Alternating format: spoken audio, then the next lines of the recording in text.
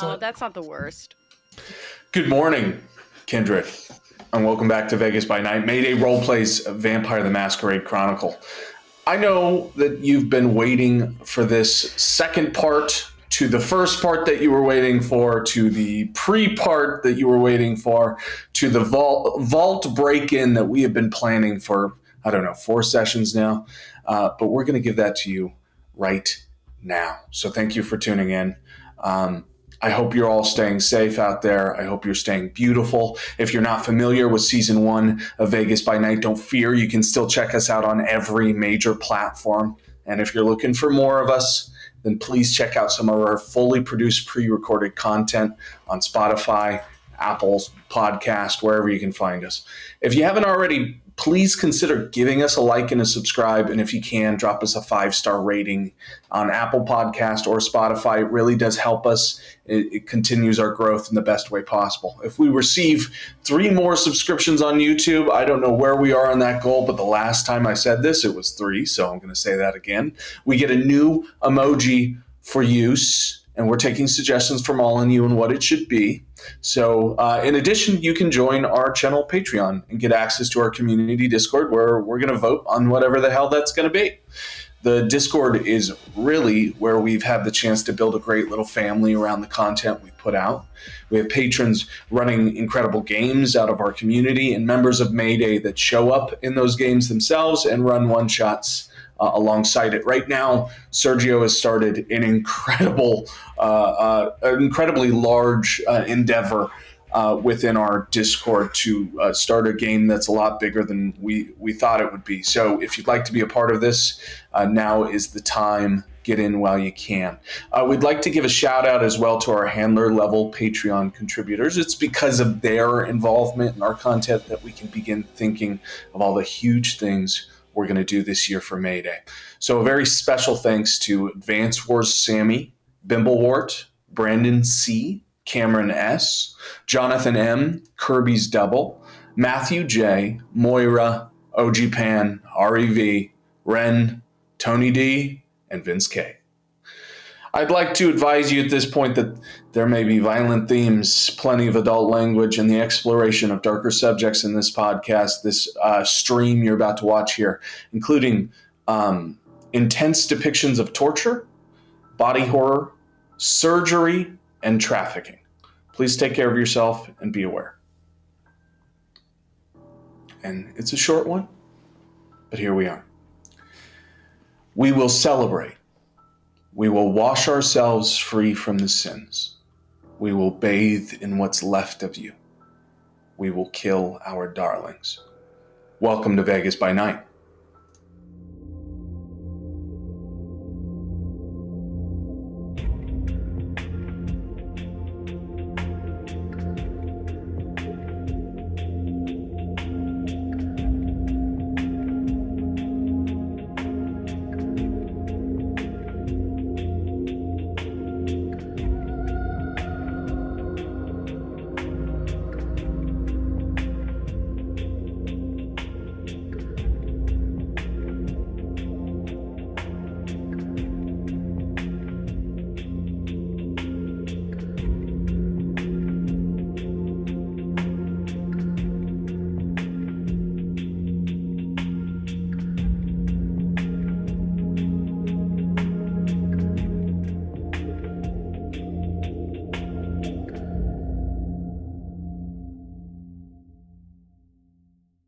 Titty dangle. No. Beautiful. Let's introduce our cast. Today I'm going to be your storyteller, as well as all of the things that will hurt them. My name is Caleb James Miller. Hi, I'm Amanda, and I play Jackie Santana. Hi, my name is Eli, and I'm playing Niles Ames. Hey, I'm Lev, and I play Mal. I'm Sergio, and I'm playing Burrows. You're muted. You're muted, Beanie. That was beautiful, and I fucked it up. What's up, fools? I'm back. It's Vince. I'm playing Raguel. I'm Zach, and I play Sybil. That was like a near 90% there, guys. We almost, I'm so sorry. It's okay. We did it last time, too. So It's It's not always like one it's step anything forward, new. 2 steps back for every single one of these. Yeah. Well, it's a good thing that we come together because opposites attract. Yeah. It's dynamic. What we should do is go back and splice all of these fucking things together until it makes a perfect one. Yeah. And we'll have 7 versions of us with different haircuts. Maybe that can just be a part of our intro graphics. Is that it's just a fake, hi, I'm, no mistakes. What we're going to do is we're going to fully produce and pay everything we can to get ourselves in professional booths to get this done so we never have to do it again. But everything is different characters, so there's one Anchor, there's one Raguel, there's one fucking Viv. So you we'll hear have like an 45 empty... characters introduce themselves before, and we'll find out what show it is after. We'll have an empty 8th booth for the new member of Mayday whenever they come in too. It'll cut to them. Just a moment of silence until they show up. Yeah. Okay. Beautiful. We have a recap this week from Jackie. Yes. Time is a weird thing. When I was alive, I could never slow it down like I can do now. It makes it easier to process things, especially because this is going to be a bitch of a report to write down. Okay. While en route to the Silver Dollar, we encountered a mortal identified as Dave. Subject displayed an unusual level of curiosity regarding our activities. I gotta make note that Dave appears to be financially desperate. Potential candidate for thrall recruitment, pending further observations. Mal has emerged with a new ability, allowing themselves to dissolve into a mist and traverse through environments undetected. Okay, further field testing is definitely recommended to assess the combat and reconnaissance of this new ability.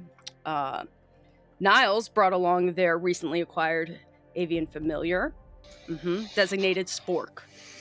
While the intelligence level remain uncertain, Spork exhibits a willingness to definitely assist. Effectiveness in the field definitely remains under further review.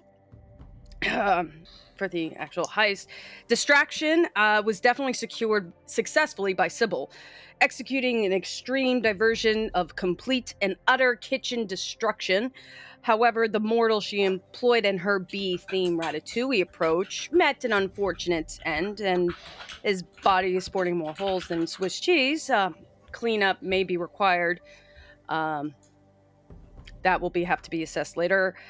However, Burrows definitely took decisive action with Adon, trying to neutralize it by placing a bullet to the back of the head. However, Adon's apparently thick skull allowed him to basically retaliate, only to later disappear, leaving an unresolved threat. He should be considered a high priority loose end. Need further review. Tactical. Okay, so here's my situation. I have found myself in a position at in front of an open elevator shaft with an impending choice. Do I use my new ability to phase through? And if so, do I float or fall? The mechanics of this new form in these circumstances are definitely unclear, and given the alternative of engaging all these multiple hostiles right in front of me, the fact I'm about to put a Wile E. Coyote reference in an actual report to Uzama is not what I was expecting when coming to Vegas. God help us all with that. Notably, I will have to acknowledge that Raguel has continued to be unaccounted for, and given the current level of our situation, I don't deny that his ability to vanish is a skill that is definitely worth studying. Now, I should delete that last part. I mean, oh wait, Jackie, focus. We have like 12 guys in front of us.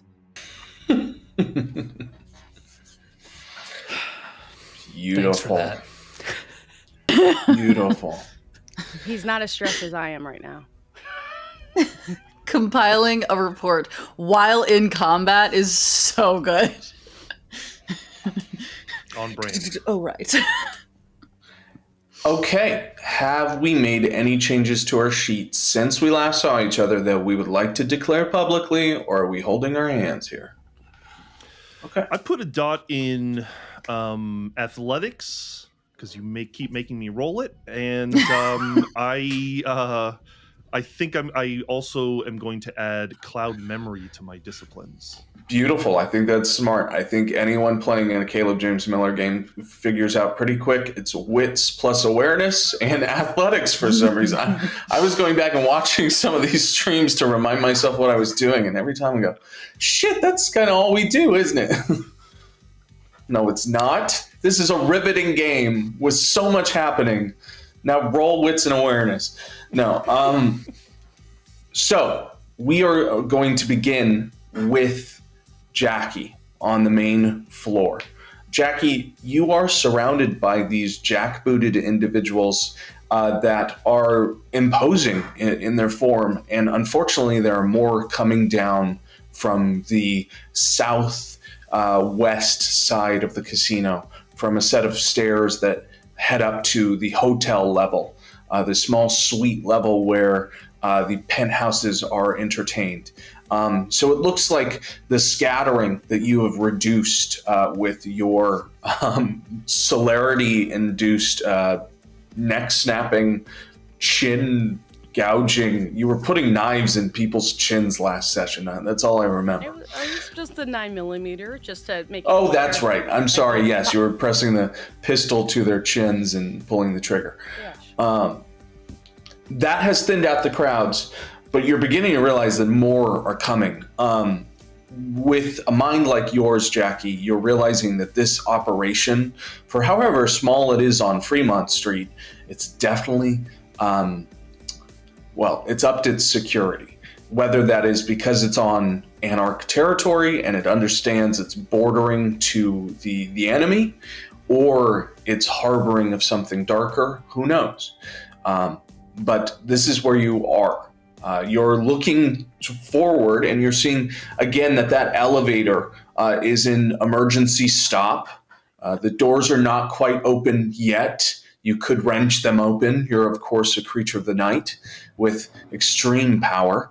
And then it would just be, as those thoughts race through your mind, up or down. If you recall correctly from your notes, this elevator only takes you to the upper floors, predominantly to the third, at least where Burrows is. The others feed out to the hotels. So, of course, you could flank around to the other individuals coming down the stairs. But they are body armored. They are well prepared, again, wielding submachine guns.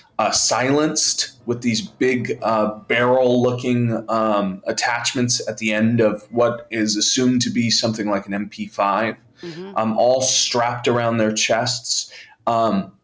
Compared to some of the men that you all fought in the cargo yard outside of your showdown with the Lamia, these men don't seem nearly as terrified by the possible presence of kindred in this room.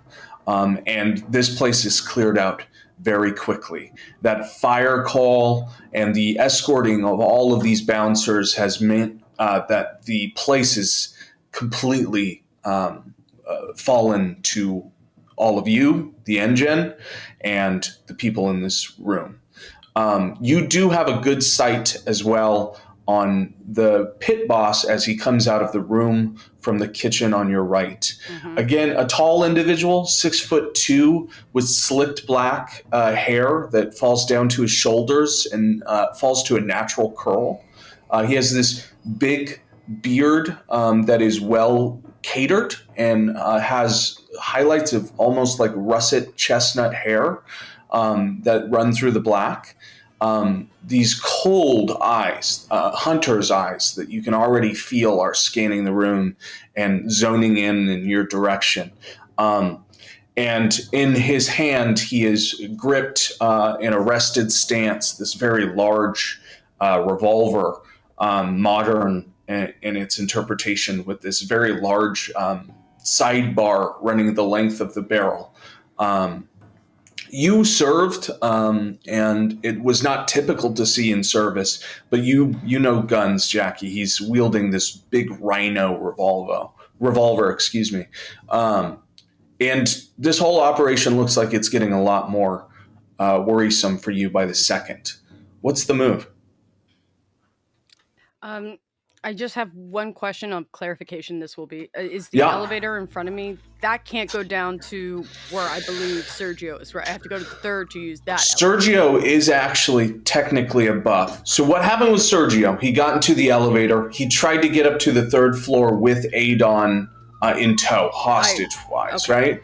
And then Adon hit the emergency brake. They stopped in the middle. So essentially that elevator right now is caught between floors. And then Sergio is on his way up to the third if Adon doesn't break his neck. Okay. Where that safe is where Mal is, though. That's down. Can that be achieved in that elevator shaft, or do I have to go to a specific one on the third and then go down that one? Or is that because it's with the same the elevator? Information provided to you guys, what you guys know is that in order to access the vault, you have to get to an elevator only available on the third floor from Adon's office. Okay. And you must have the same 6-digit code to access the elevator and the vault. Okay. So that elevator Sergio is stuck in takes you up to the third floor and gives you access down to the vault if you have the passcode to get through. Okay, so I'm going to, at this point, because everything is getting really hot really quick, I spilled blood and did a little chanting beforehand and held that mirror. I'm going to go ahead and then snap and break it. Okay. With that, it doesn't really look, I'm going to be honest, there's no extra magic, there's no whimsical, there's just nothing. But basically what's going to happen is I basically become an incorporeal state that's kind of like a ghost, that I can ably go through objects, but also totally immune to physical damage. So therefore, if they start, it goes through. Understood. With that, if anything, since that elevator looks a little stuck and I can't get there, I'm gonna probably go up the stairs then. Okay. And then I'm gonna be like snap, and then just start running and walking as fast as I can. Got it. Where are you trying to get to up the stairs? Just so I know your intention. It's truly to, as I'm recalling everything, it's like, all right, let me get to that third floor. I created all this panic, or at least this. Snap the mirror, and because I still have like my fleetness, I can like still move very fast. And I'm figuring I'll just start. So you're just hoping to phase through the stairs up there with that incorporealness. It seems like I could still walk, so that's how I'm basing my physics on anything that's like basically a floor. Hence where I'm just gonna like go zoop zoop zoop zoop up the. Jackie, the mirror breaks and you feel bizarre. It feels like an out-of-body experience, like sleep paralysis for a moment. Like you're watching yourself, fully disassociating. But by the time you realize you aren't out of body, you realize there is no body to be out of. You have phased out of existence, and the world has become a weird, milky silver that almost feels as though it is moving in slow motion. Everything that you're witnessing is threaded in these bizarre materials, this stretched out fabric that makes up everyone and everything, every object, everything that you're seeing is now made up of these waving, undulating strands of creation, of existence.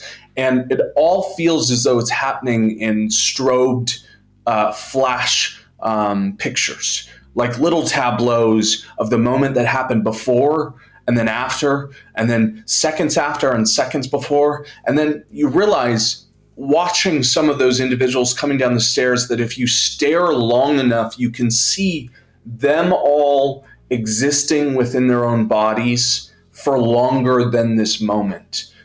Time feels strange here, Jackie, like you said yourself.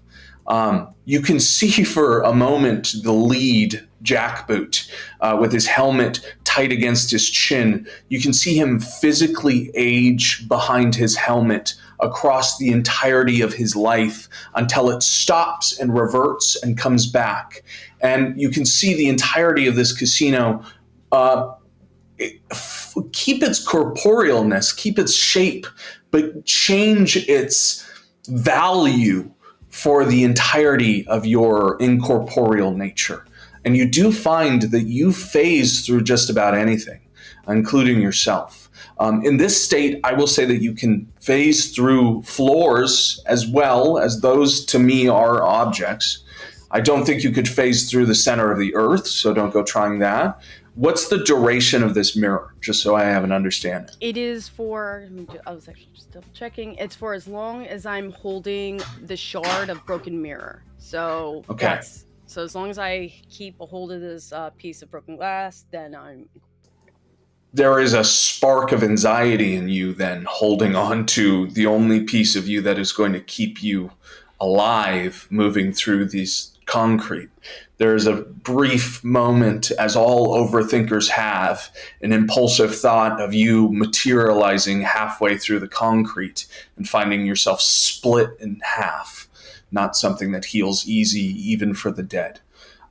So, is your plan to run up to the second floor, phase through the third floor? Or what does this look like? That's yes. So like, kind of like speed runner, flash, quicksilver up the stairwell, and I'm hoping because at least with the speed, a little the momentum to kind of what I think just down this, get a couple running start, and then just try to see if I can jump through the roof to the roof to the floor, and then reassess exactly like the office or just to get to the third. Beautiful. Yeah. So as you're doing so, again, that building is constantly shifting in its place, and those silvery strands of wherever this place you are continues to shimmer like the mirror you hold in your hand. You get up to the second floor. There's those strings of penthouses. It seems that more individuals are coming through from an access tunnel. It looks like that tunnel leads to some staircases that lead down at the other end of the second floor, essentially. So if you're running lengthwise, you guys are closer to the south side where the main casino floor is. All the way down at the other side, it looks like they're coming up from a set of staircases. But this whole second floor runs the square of the building, and it does come close to that third floor and that big windowed area that overlooks the entirety where the house sits. And you think from where you are, it would only take, moving down this hallway for a while and then floating up through to the third floor through that big window to get yourself into that area. Is that what you're doing? Yeah, and if there's any kind of like those side furniture, like either like a side table or even a chair, anything that I would do to like maybe get a running boost, I'll do that. Like, boom. Okay, perfect. For you, what I would like you to do, give me 1 second.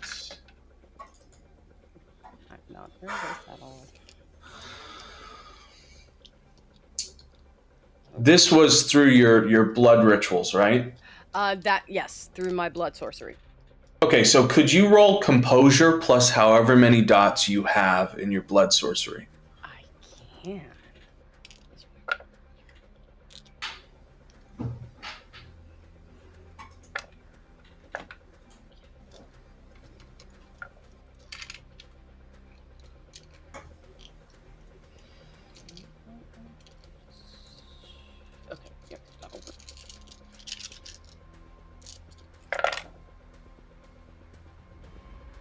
I have 4 successes.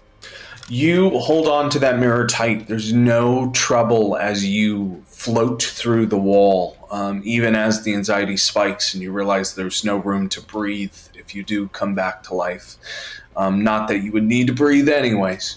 But you do filter through to the top third floor where you have made it into the house's overlook. Essentially, that same room that Mal had found themselves in before. In this room, you're looking at a seated area with a large TV, that's filled with gaudy art from someone who doesn't understand it but knows how to buy it. Trophies along the wall that really don't really account for anything. Tacky marble inserts that act as accent walls. A big, huge wooden desk with pearl inset that overlooks the house itself, and the private elevator that sits within this room with a clear keypad and indicator for the lower levels. Is there, since that right there is the keypad, before I go, my objective is just to actually face through that. Is there, can I just do a quick scan of the room of anything that could help that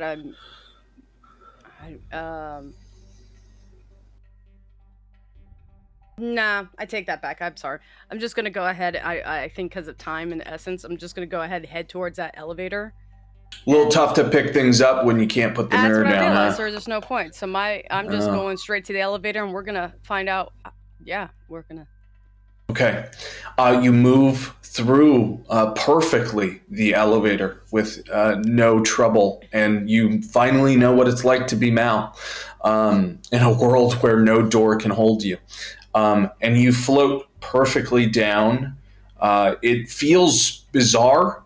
Because in this world, there is no shade of darkness. The values have just changed in such a way that you are just surrounded by this silver, by these almost like plucking strings, like you found yourself in the center of a cello. And you floated yourself down in this perfect free fall, and you feel the zero gravity of it all until you fall down to the lowest level. And you find this long, clinical corporate hallway. And you essentially find the vault. It's a little hard to tell that Mal is here, but Mal is here. Mal is a shadow on the floor, so the two of you are sharing in your non-existence. Just two incorporeal bitches circling each other. Yeah. Yeah. Who exists less?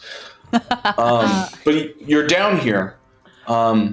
I will say that the difference between you and Mal in this circumstance is that Mal couldn't get through this door because they are they can't get through hermetically sealed objects. You have no such restrictions. I believe I can still talk. Like you can understand me at least. Sorry, just want to double check. Yeah, I can still be seen and heard, but can't interact with anything physically. So if that's the case, I'm going to see a little shadow and would be like, hey, Mal. And then I'm just going to go ahead and just face through the door.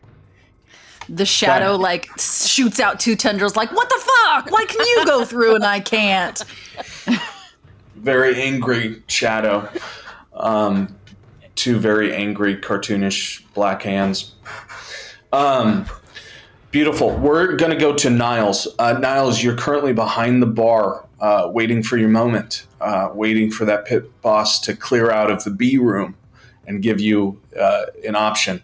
And it comes. It comes just about the time that you hear a crack of a mirror to the north of you.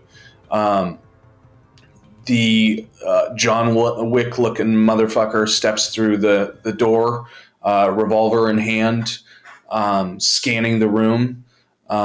Again, he has these eyes about him that tells you that he's definitely aware of his surroundings. And the fact that he hasn't found you yet is just a matter of time. Mm-hmm. But he's back on the floor. What would you like to do?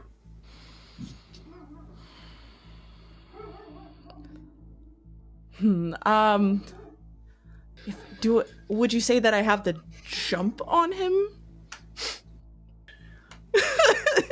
If I've been hiding from him? I would say it appears so, yeah. Okay. Because from my understanding, he's my responsibility and I need to take care of it at some point. And what a responsibility he is. Yeah. But if there's nobody else in here but him and I, then I would love to create those talons that I normally make with my hands and try to get the jump on him. Maybe disarm him. Okay, so you're going straight for that revolver? Yeah. Less I have to worry about bullets, the better I'm off. That is very true. This is a disarm. Let's go with dexterity plus brawl for this. Dexterity plus brawl. Okay. That's gonna be...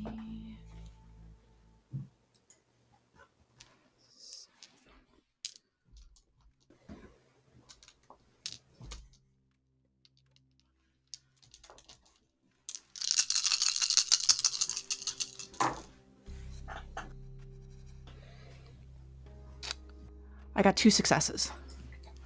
2 successes. Okay.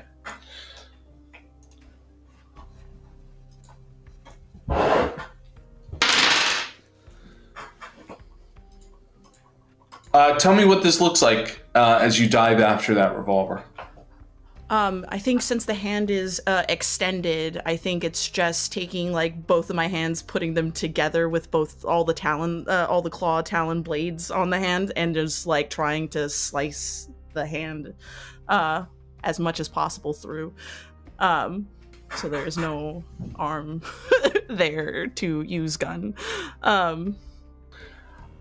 Perfect. Okay, you go to do so, those blades extending up from under the wrist as you sort of roll out from under the bar here and into his line of sight. But you realize just as soon as the blades are going forwards, a strong kick to your knee as you're landed into position has cast your balance forward. As he is retorted before your reflexes could get to him. Instinctually, he had thrown you off balance and essentially flattened you to floor in response. He is then going to turn to you with that revolver the second that he's got you on that floor, and he's going to try to take an attack at you. We'll call this round 2. Is there anything you'd like to do in response? Do you want to try and dodge this? Do you want to try and take something out of him? I definitely, at the very minimum, would like to dodge. If I can retaliate with a strike back after I dodge, then I would love to do that. Beautiful. Give me dexterity plus, we'll call this athletics.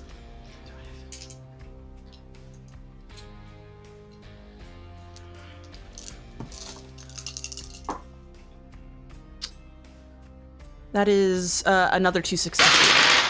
Okay.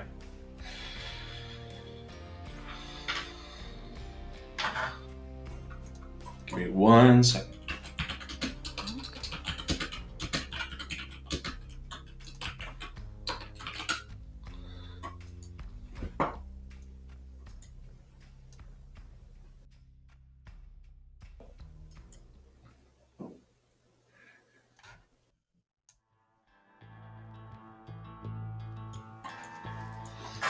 Okay, there is a margin of 3, meaning that you take 3 superficial damage as you feel this giant slug enter your ribs. This bullet extends out and fires through, and you can feel it pierce through to the carpet of the casino underneath as he gets a really good shot on you from your prone position as you try and dodge out of the way.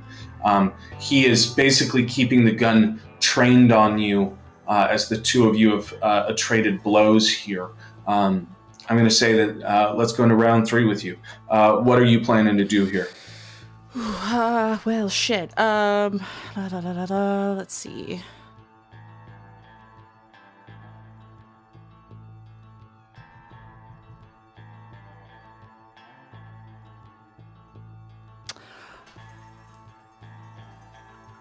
I'm gonna see if I can close Gap again. That way he can't really use the revolver at me if I get too close up to him, and then I'm gonna try to shank him through the chest as I momentously run right ahead to him.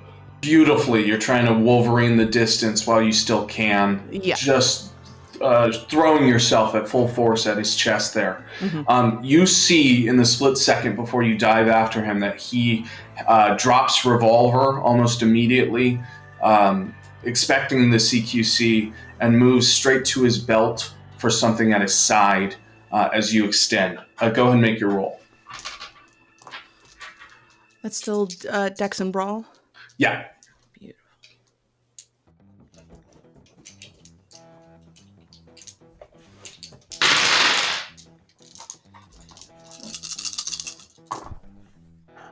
Oh. 5. Okay, 5. 5 successes total? Yes, 5 successes total. Perfect.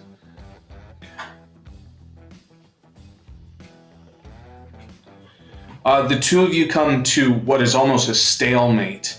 As you extend those blades up into his chest, you see that what he pulled from his hands is this long, almost like K-bar knife, impossibly long combat knife that he uses to basically meet forearms with your blades and push you up and skate the blade along your Wolverine claws and keep you off. You do notice that probably his true intention there is on the back of that K-bar, beautifully polished, well-made, well-manufactured, clearly taken care of, is an extended spiked wooden stake. And so you two have met in this sort of stalemate in the middle of the floor there as the rest of his men are starting to convene on this action here. Okay, beautiful. We're going to go to Sergio. Sergio, you're in an elevator, my friend. I only go by Burrows these days. Excuse me, Burrows. John, how you doing? Burrows is slow, but he ain't stupid, and he knows that a kindred ain't gonna turn into so much fairy dust. So he plays it real cool. And the moment that elevator door opens, and I mean the moment it opens, I use my vampiric prowess to leap at the door and try to catch whatever invisible Adon might be waiting to get out. Okay, so you're standing still until the elevator reaches its top conclusion there. Got my hands in my pockets and just whistling Dixie like it's no big deal. Okay, beautiful. Could you give me, this will be funny. Give me an athletics plus strength.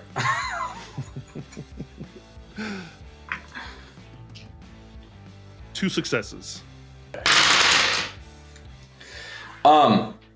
You try to make it appear as though you have no expectation of what is going to happen here. And that is what gives you an opportunity to even try. As Adon pierces through and becomes visible, but instead of coming through the doors as the doors come through the top of the elevator, his body becomes like a needle and pierces the top of the elevator through. He throws his body full force, strength and above, and breaks through the metal of the elevator above. He is trying desperately to escape from you. He takes 2 superficial damage from your attempts to grasp him, but the margin of success is on his side, and he manages to escape out of the top hatch of the elevator that he's pierced above. Damn, I full force run out the elevator, and only the balcony stops me from going over the other side, and I scream out, "Party's up here, people!" Okay, beautiful. You've broken into the house, so there's no attempt to go after Adon above. I used all my momentum to run out that door. Beautiful. You come through into the house room. You call out into the balcony. Give me a charisma. Actually, let's call this manipulation. Manipulation plus intimidation. Okay. 2 successes. 2 successes. You managed to draw attention most notably from those jackbooted goons, the rock security with the submachine guns in hand. And they wildly cast a shot in your direction as 4 of them post up, crouch, and take train shots, but it's just too far from any distance they could clear with a gun like that. But you managed to take them off of the damage on Niles and whoever is running rock security. Enough so that Niles doesn't have to worry about 12 men, including what's happening to them right now. He'll just drop down under the balcony and shit. Okay, you're ducked under. Is there anything else you want to do in this room? Okay. All right, you see the elevator on the outside there, against that back wall. You see the keypad clearly. You see the numbers on top of it. Not sure where Adon's gone off to, but the elevator is seated. Both elevators, the one you just came out of and the one you have yet to go down, are seated at your level. Perfect. Okay. At this point, Sybil, do you have any actions? B form, you're outside. Sybil, you're starting to hear police sirens. You're starting to hear a panic of people outside of the casino. You're starting to hear fire engines, or at least one of them, turning somewhere onto Fremont Street. A lot of attention is coming this way. It is easy to note, though, that some of those bouncers that were doing crowd control before are readying themselves in the street, in this sort of walkable street here. That L bracket that rounds the corner of the Silver Dollar, they're trying desperately to sort of crowd control and keep a lot of the bystanders out of the way. So it looks like they're mounting some sort of plan here. What does a sack of bees got to do? I want to go up to the top of I kind of want to go where the party is. Okay. Because Adon is the most important.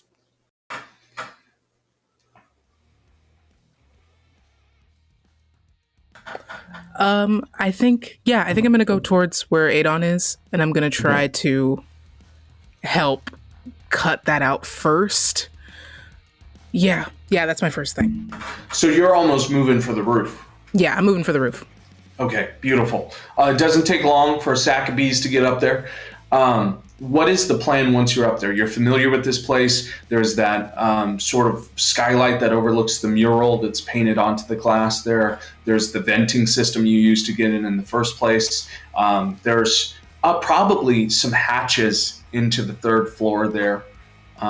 There's no sight of Adon if he is already on the 3rd floor, or already on the roof here with you, at least not in a corporeal sense.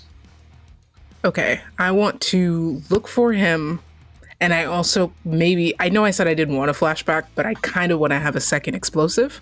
Okay. Just in case he is on the roof, and we could make this go, one and done. So yeah. What did you have to do to get this second explosive? Where was it sourced? I think it was sourced.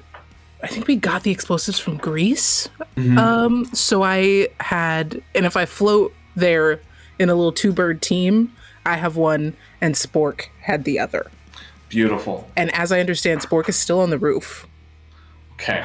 Yes. So you're just meaning to call for Spork and have him lug over this big plastic explosive for you to have with you. Go ahead and give me an animal Ken plus charisma. Okay. Animal Ken, charisma. Oh, great. 2 successes.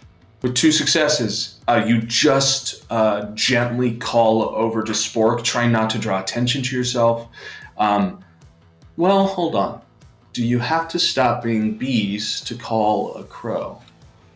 Let me check that Unliving Hive skill, because I do get the martial skills of the animal that I am. Yeah, can I the martial skills, including calling out to your You do the bee dance.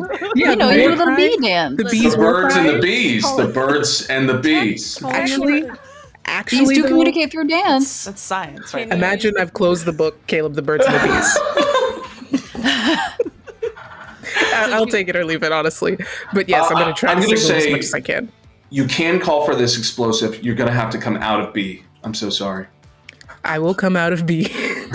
Can the bees form a shape into the message? So big. Back at Charlotte's Web today, gang. All coming around.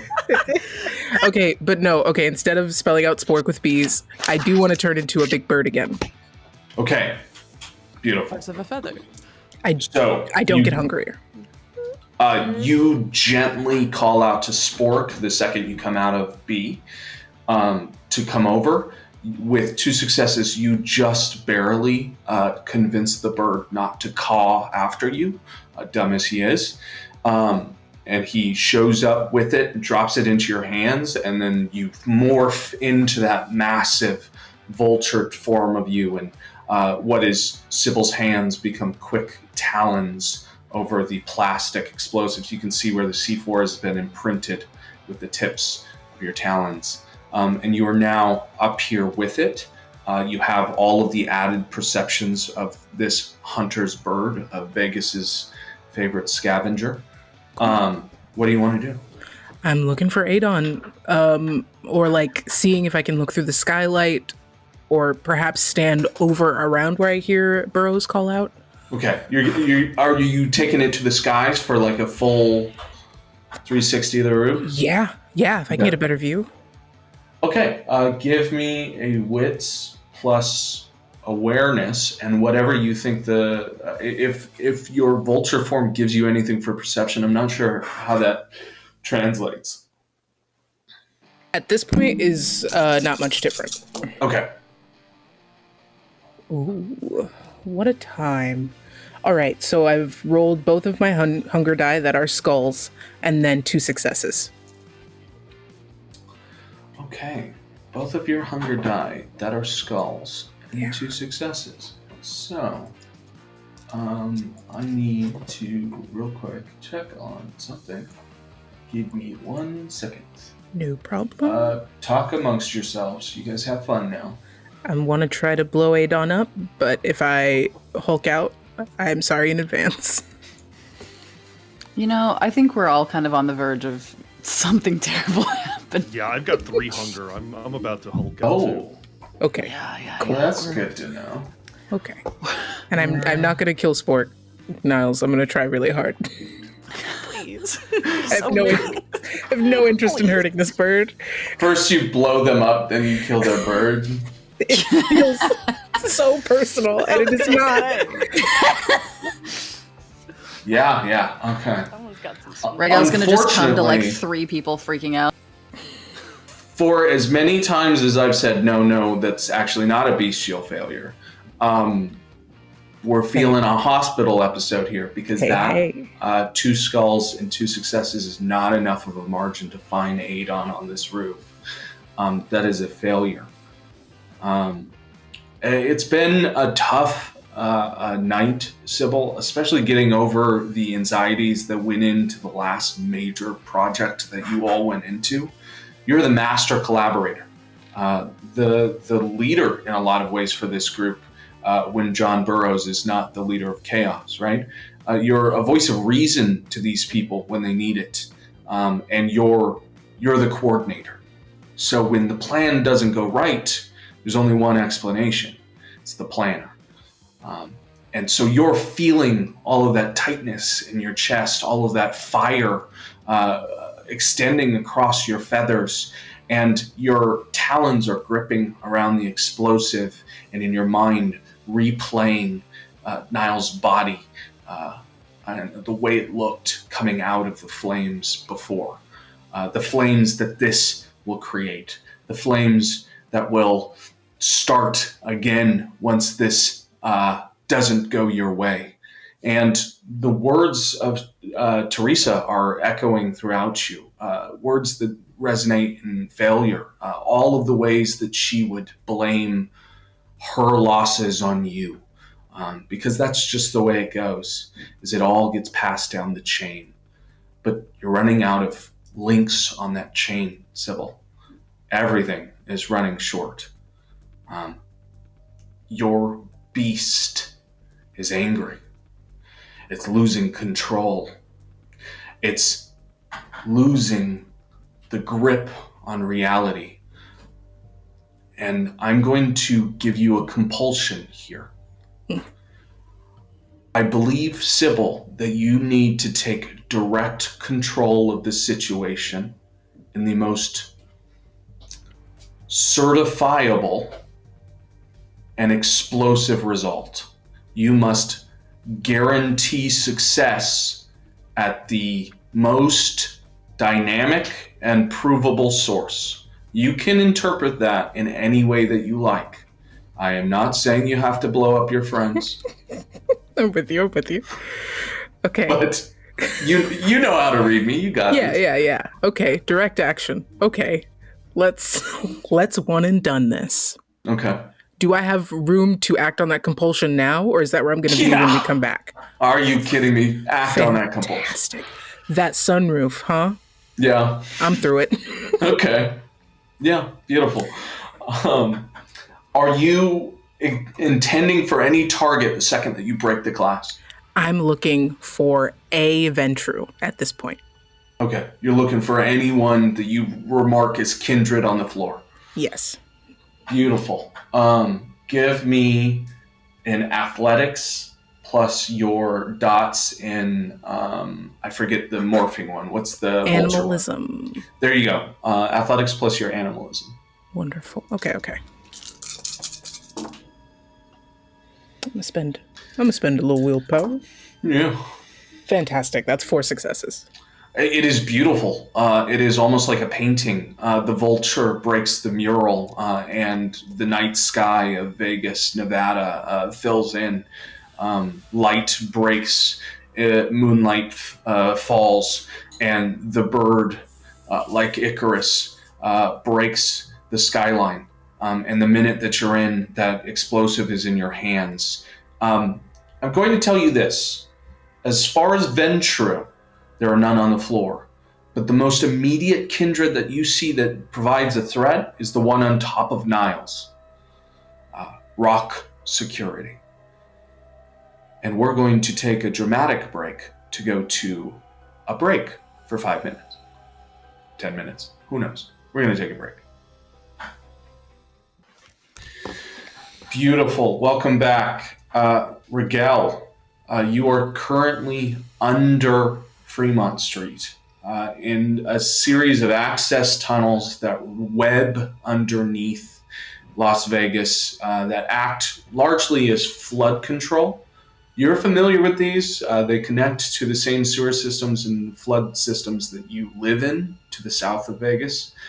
But obviously these are much more tended to, considering the swaths of people that run through this place. Also, curiously, you have found in the last hour or so of scouting out this location that this access tunnel is heavily guarded under the silver dollar. For whatever reason, this seems to be a way in or out, or both, for the silver dollar's more lascivious employees. You have found yourself in these access tunnels round the corner, essentially past these intersections, and you find that there is essentially like a makeshift roadblock, those concrete blocks they'll put out routinely for night construction on highways have been posted up with more of those jackboots you have not got to know, but clearly everyone on the main floor is getting really acquainted with. And they are posted up at these security guard locations. Rock security has lined this place up, and it looks like it's almost a straight shot through this flood tunnel to a series of doors, essentially 3 doors at the end of this security checkpoint that you assume must lead either up, through, or down into the bowels of the silver dollar, or at least adjacent to it, because that is where the most traffic is coming out of. What you've also noticed that before all of this mania began, before the heist was overtaking was that cars come and go from this place. Passenger vans that have found their ways into these access tunnels following like government truck paths, almost similar to the same government trucks that ran you off the road a million years ago when you lost your life. Those sort of byways and inroads are being used by panel vans with no windows that have been parked into this location, loaded up by individuals who have come out of those doors and then driven off those same paths. Here you are. You're staring down a tunnel of many individuals to your one, but it definitely seems like a way to get to the others and to satisfy at least the prevention of the prophecy you were given when you looked into the future to see just how well this heist would go. Okay. No vehicle moving now. No vehicles down there. It seems as since the bird went through the window, the submachine guns went off, the explosion in the kitchen happened, the man in charge of the casino was shot in the back of the head, and the two people phased into the vault, that there are other priorities. Cool. Makes sense. How many people would you say? Visible right now, peeking around the corner. Go ahead and give me a stealth plus dexterity roll. Beautiful. Okay. That is 3 successes. You managed to prevent yourself from being picked off with a bullet through your head. Give me an awareness plus composure. Beautiful. All right. 4 successes. Beautiful. You're guessing 15. Fuck. Okay. Okay, I'm going to look for a way to try to get around them, sticking to the shadows, sticking to the perimeter, trying to get past them. Beautiful. How do you intend to do that? Are you visible? Are you slinking along the floor? Are you going to crawl the walls? It's essentially straight shot, imagine, with 3 separate barricades staggered, and then those 3 doors against the back wall, and they've sort of packed themselves in. Okay. You could attempt a straight stealth roll. Yeah, I'll give that a shot. Okay, so just give me a general idea of where you're like crawling up to one of the barricades you're thinking, or crawling up to one of the barricades, trying to see if they're like moving around in any sort of like, organized, scheduled, effort, and then just trying to being cognizant of their lines of sight, just sticking to the walls, to the ground, to the shadows, just trying to creep behind. Beautiful. Okay, give me a dexterity plus stealth. I can absolutely do that. All right. Oh, fuck. That's one success. If you'd like, you can re-roll any non-hunger die with willpower. You can roll up to 3 again. Yep. Yeah, I'm gonna spend a willpower to do that.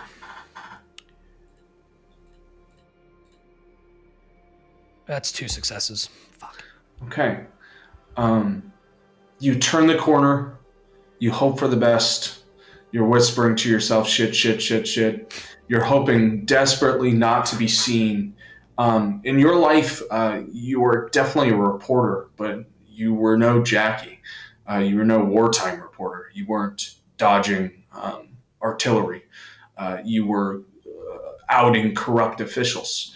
And unless it was a man money laundering or fucking someone that wasn't his wife, you weren't exactly an expert at making yourself unknown until it was the right time. And this is showing itself. Raguel, in your new life, you are a spiritual. You're a messiah. You are one to be seen. You are the third eye. You are all about sight. And that's why when you turn the corner, they can see you. Yeah. You hit for the dirt and to the barricade. You try desperately to be silent. but almost immediately there's an indication from the right side that angle into yours that by the time you hit the barricade, guns are already strung, and there is a string of submachine bursts in your direction just to initiate a sort of stagger over you, to scare you into that corner. I'm going to say that combat has started for you. 1v15, let's see how Raguel does. What would you like to do? I'm just going to pop out of cover and start. I'm going to start blasting. Okay, you're going for the one nearest to you, basically. We'll say that currently there are 2 behind the barricade directly in front of you, 3 behind the barricade to your right that is firing upon you. So this is the first 5, essentially. Okay, so I assume you're firing at the first 2 behind the block there? Yep, closest threat. Okay, give me a firearms plus your dexterity. Okay. Plus your shotgun merits. Whatever damage that does for you. So that's 2 successes. Okay. And then a shotgun at effective range is a +3, but I think that's the damage. So yes, that is if you win the margin, essentially. Yep.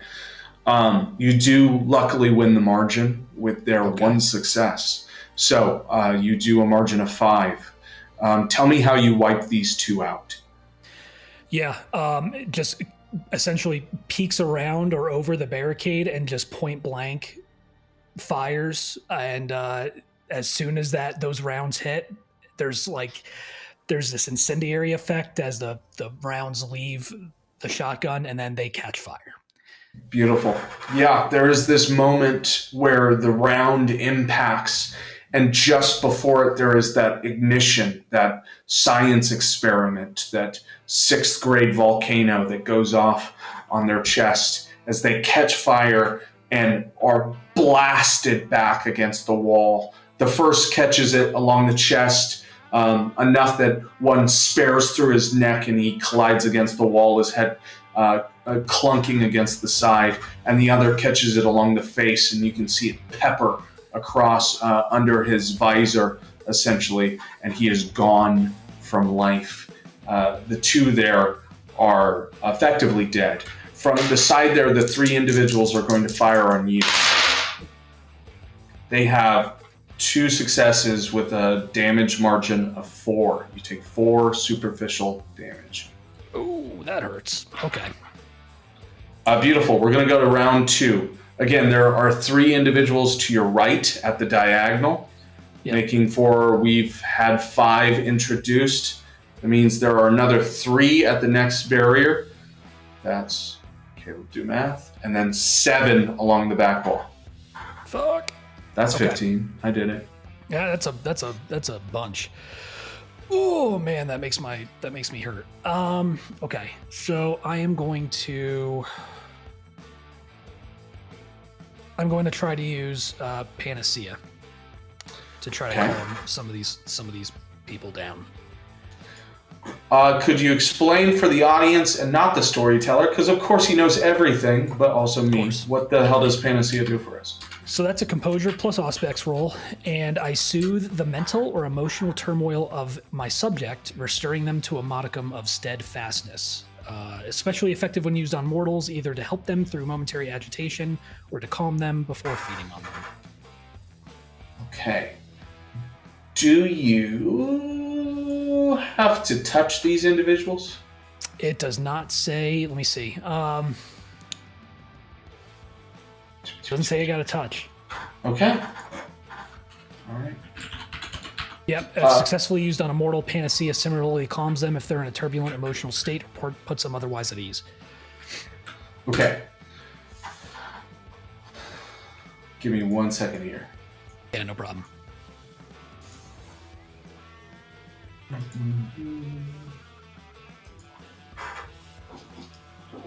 Beautiful. So then we don't even have to roll essentially for that, right? I do have to make a composure plus Auspex against a difficulty 2. Okay, give me that. Okay.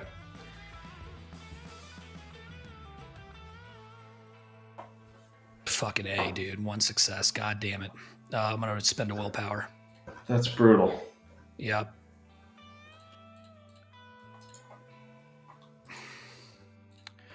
Yep, 1 success. Again.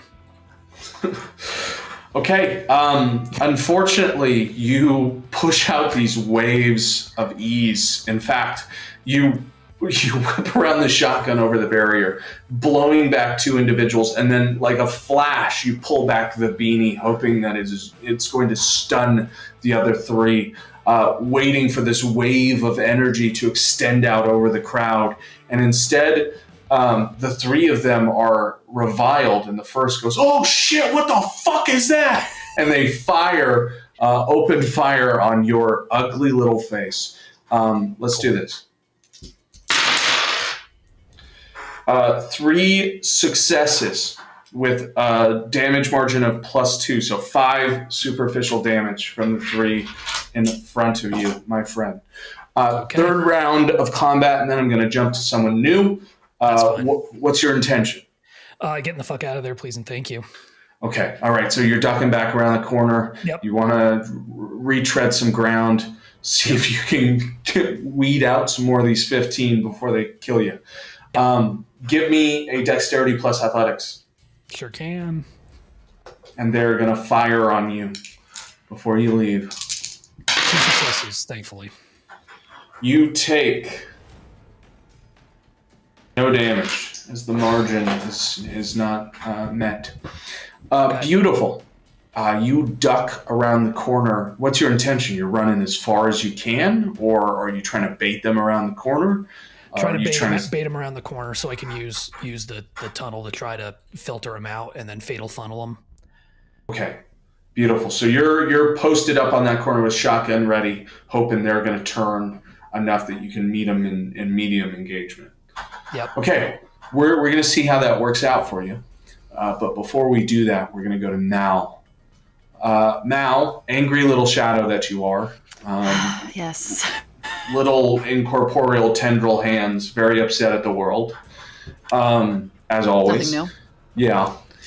You just watched Jackie sort of materialize for just a moment as this silvery webbed shadow and then walk plainly through the vault as if nothing had happened and basically put the last, 15 minutes of work from you completely to shame.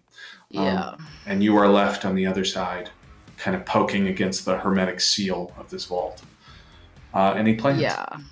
There's probably like 10 solid seconds of an almost cartoonish struggle to get through the hermetic seal, just like the shadow gets really big and tries to hug the door and slip through any way it can, and then tries to get really small and then slam its way through, and then finally kind of gives up. 2 little shadow middle fingers pop up. Love it. And then I'll turn around. I'm gonna go back to the fucking elevator, and I'm gonna go to let the others in because I've realized that they don't have abilities to phase through shit like we do. Beautiful. So are you coming out of your shadow to bring the elevator down? Yeah. Beautiful. Okay. To get back in the elevator and go up. I'm basically gonna bellhop everyone at this point. Because I can get in and out of the elevator in a way that they can't without the code, so I'm just gonna be a bellhop for a couple minutes. Beautiful. You do not have to put in any sort of keypad coming back up because, of course, you would have had to put it in to get down there to begin with. So you become yourself again. Still pretty short, but not nearly as short as you were. You climb into the elevator and you hit the above button. Yeah, and I'm gonna try and stay in that corner out of sight, so when the elevator opens, it's just kind of an empty elevator.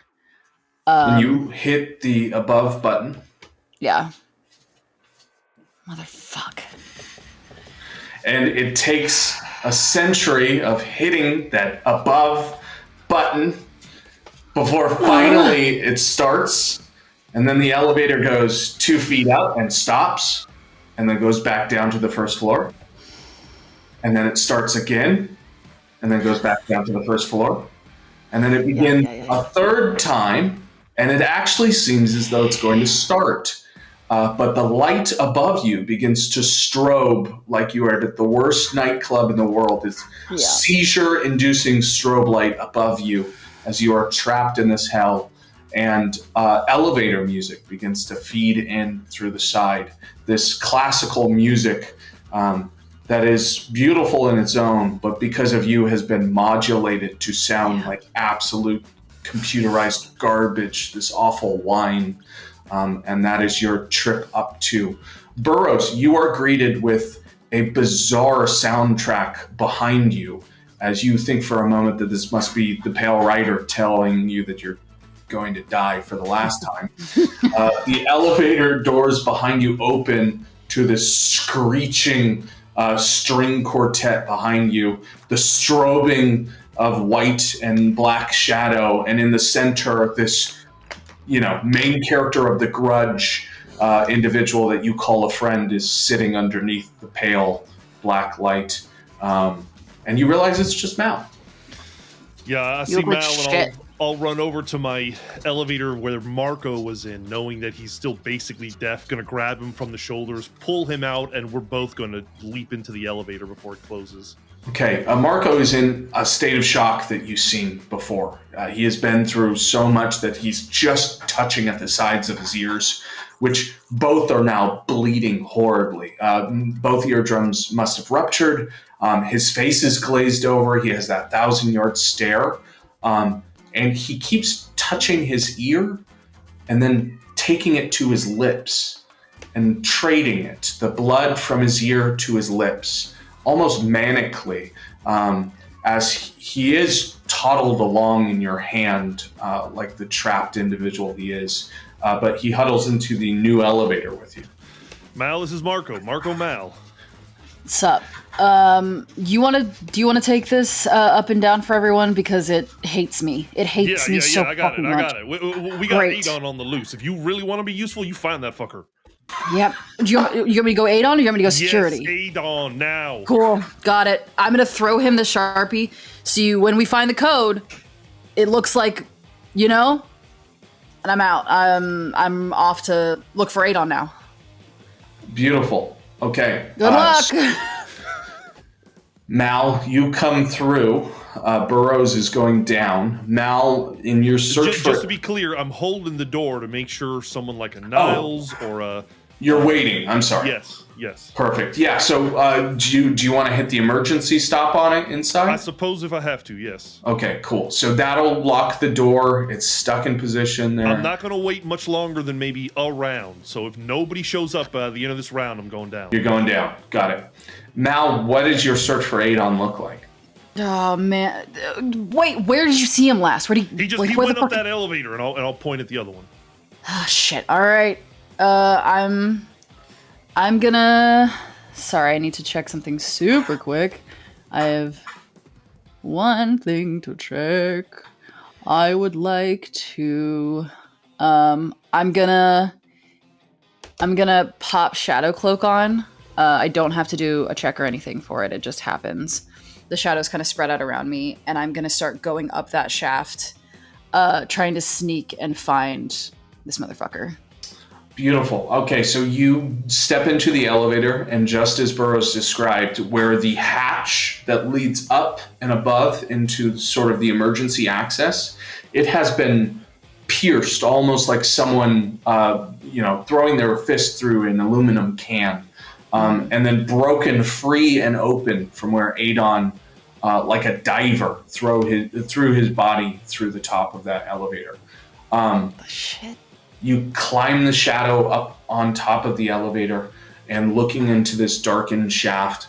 It does extend up. It's almost as if there was room for a fourth floor. It was never installed. It must lead to emergency access or something, especially because to the left of you is a ladder extending up. Could you roll me a intelligence plus investigation? Investigation. Oh, good. Good. All right. Oh, shit. Sorry. I lost one of my dice. That's Okay, remind me because Orpheus and this are so close. If 6 I have a and failure, above is a yes. success. If I have a failure, does it cancel out, or was that Orpheus? Don't worry about failures. It's only if you succeeded. The failures only matter. Don't even count the failures. Okay, cool. 2 Great. Then 2. successes. Okay. Thank you. Sorry. It's totally fine. Totally fine. Our failures only matter if we have bestial failures If we have and we nothing did else. not succeed. Yeah. Okay. Sweet. You you see the ladder, and it extends up to what is essentially another floor.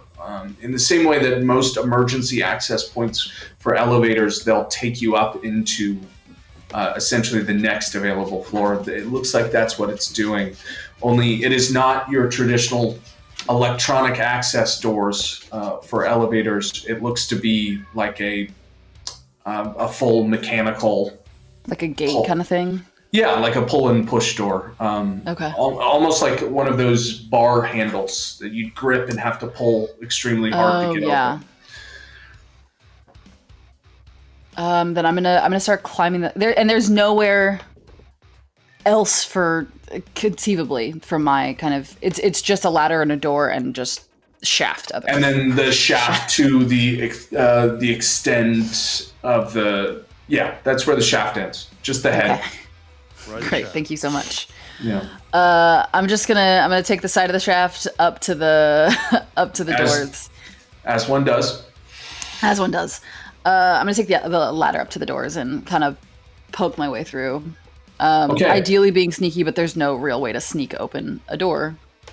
Yeah, I have to ask you, can you open doors as the shadow form? I'm not a shadow right now. I've got shadow cloak up, which just makes you harder to see. Yes, I'm harder to see, and I can do higher intimidation, but that doesn't matter for him because he's not mortal. But it's just to bump my stealth if I need it once I get up there. Give me a stealth plus dexterity coming through the door then. I have to tell you that the second that you pull on that door, though, it feels hard to hide. There's a creaking, that's kind of what I figured. A rustiness, a heavy steel door. Yeah. Worth a try. 3.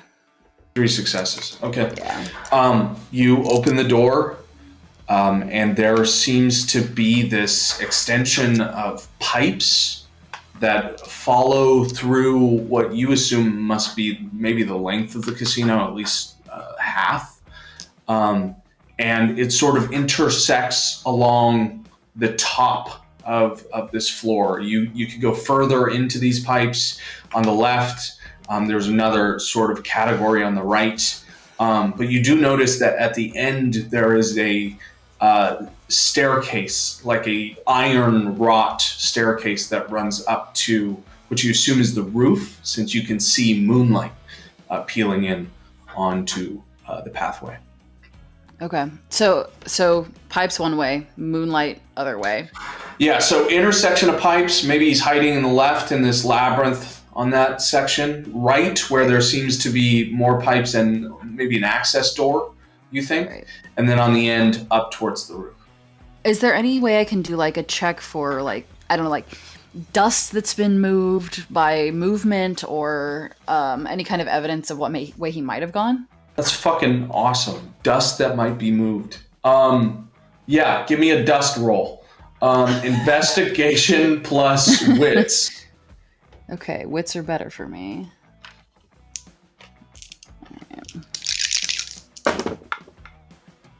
I'm gonna use a willpower to reroll 2 of these because...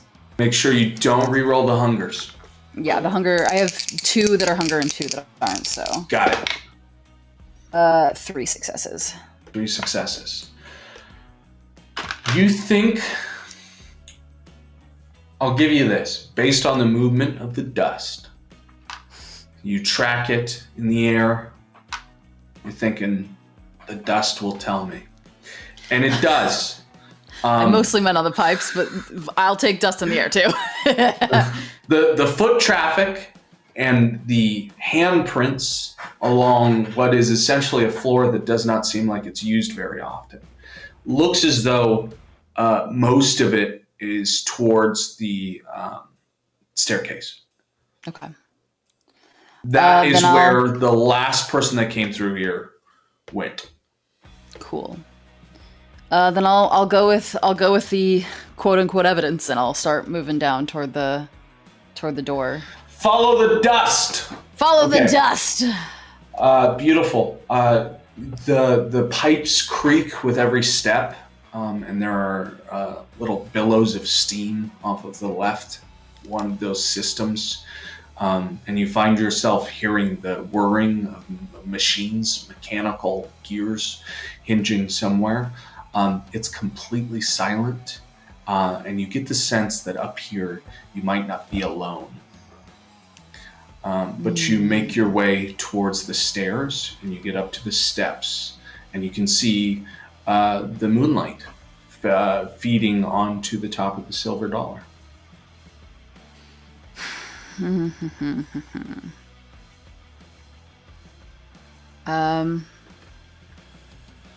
Yeah, I'll go up. I'll go up to the roof and just see if I can see anything out there. And then if there's nothing out there visible, I may turn back the other direction.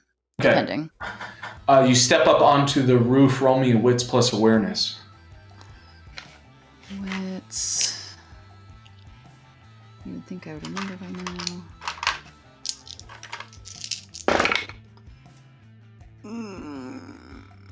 3 successes. 3 successes. You get up onto the roof. You're looking. You're trying desperately to find if anyone is up here. You see this weird crack in the skylight where someone has clearly fallen through. You're not sure if that was you, them, who knows. Strange shape to the break in that skylight. You see the venting systems. You see the access panel, basically, that you just came out of. You see the street level where from here you can see that the walkable streets below have been almost quartered off, but not by police and not by the fire department. Rather by these large black SUVs and these individuals in sleek black suits who are standing at attention outside of them. From a distance, can I tell if they're kindred or if they're mortal? Is there any way I can tell from a distance, or is it kind of a crapshoot?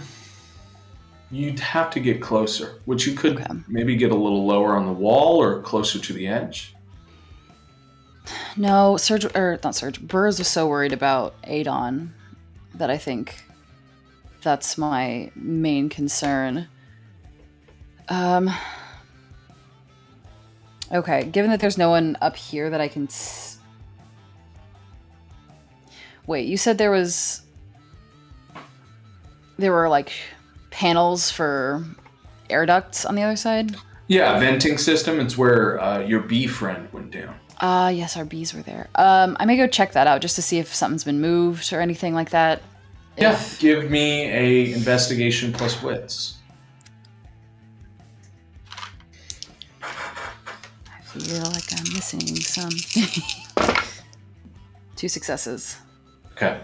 It's at that point when you hear footsteps on the steel grates that come from the hallway you came in from.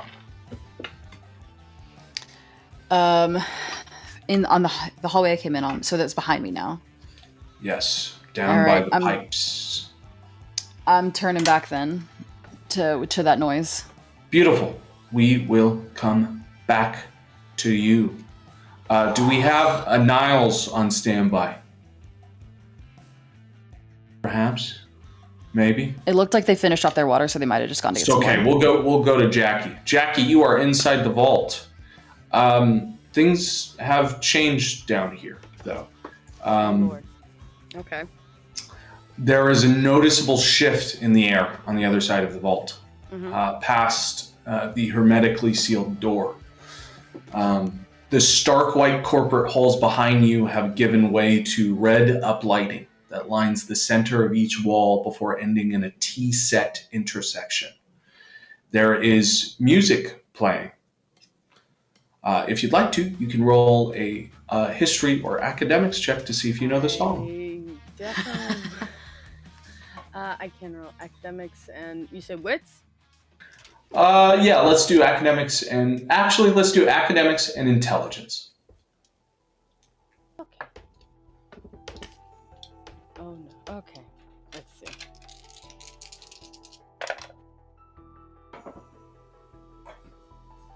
That would only be 2 successes. You might recognize it. It's definitely classical in nature, judging from the woodwinds in play. I'm thinking it's either Bach or Beethoven. Yeah.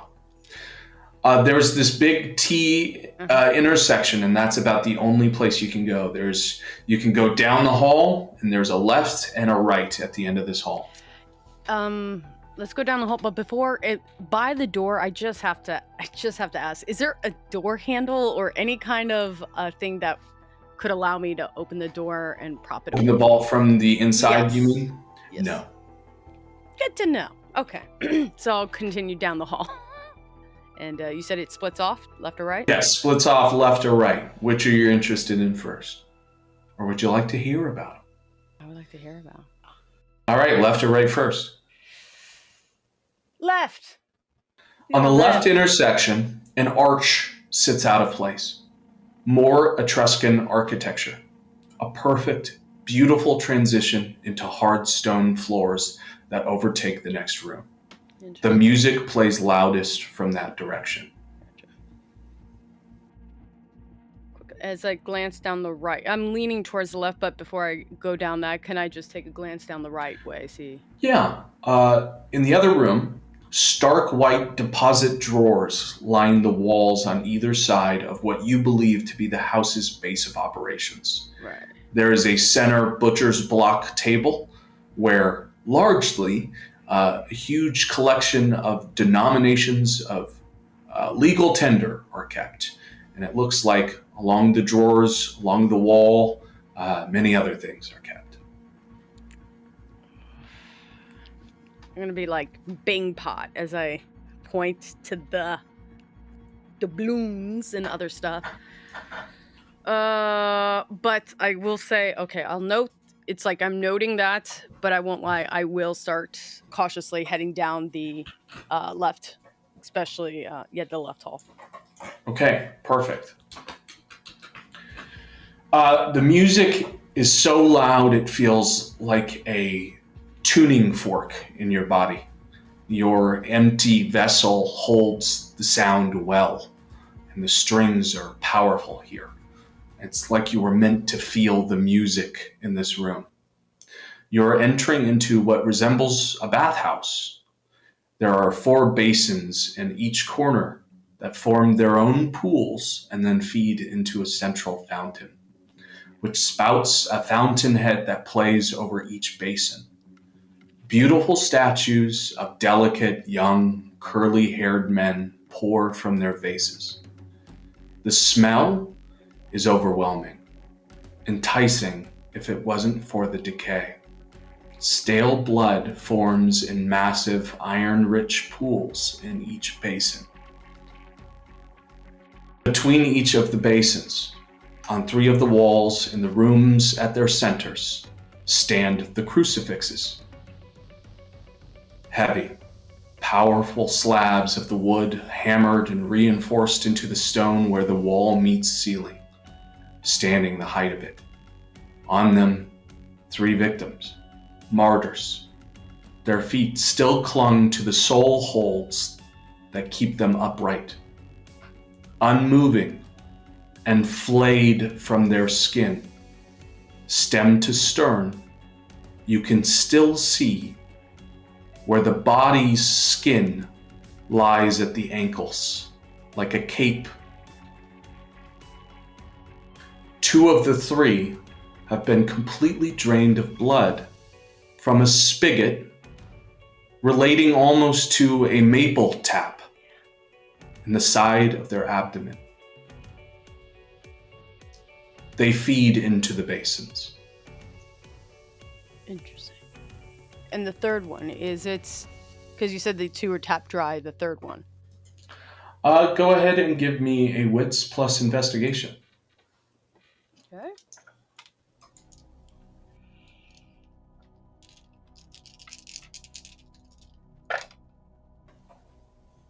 I am going to spend a willpower. Okay. Make note of that. Oh, much better. Okay, 4. Beautiful. This man is still alive, but in such a state of delirium and blood loss, all you can see is the twitching of his feet along the soul marker.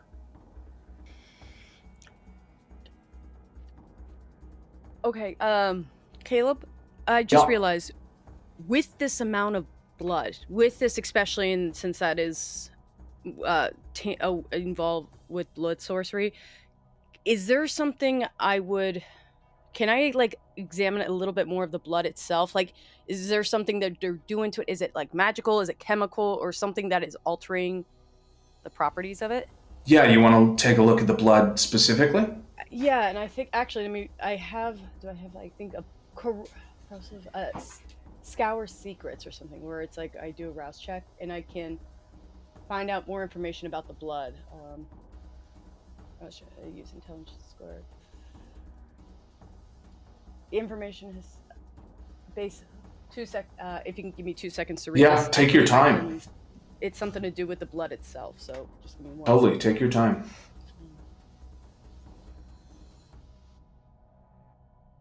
Oh, no, that won't work. What about cross it? Shoot. That will not work. I apologize. Instead, I'm just going to try to do an examination of like the blood itself. Of course. So, let me get a... You know what? Add your blood sorcery. Okay. Plus your wits. Okay. I also have a question before you do this. Are you touching the blood? Not yet. Because I can find more information if I even just do a dab of it, but I'm holding off on that because I want to see if the smell, not going to ingest something that could burn me from the inside. Perfect. Then roll the investigation, and then we'll do a separate willpower roll. Okay. Ooh, 4 on the on that first one. Okay. Give me 1 second. For all I know, it's bleach, and I'm not drinking that. I feel like as a kindred, you could drink bleach, though. Oh, yeah. Probably. But do I want to? Won't get Like COVID. eat a light bulb or something. A classic 2020 joke. In the 5th year of the pandemic. I have iron gullet, so actually... Oh, no, that just means I could feed. No, wait. Rancid blood? Yeah, with Iron Gullet, you could drink stale blood. Roll willpower plus a third of your humanity rounded down. Sure, okay.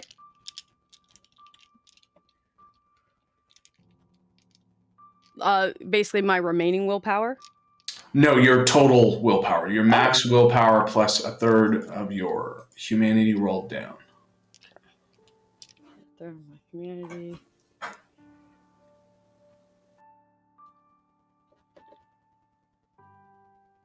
Gotcha. Sorry, that took a little math. Okay. Drop something.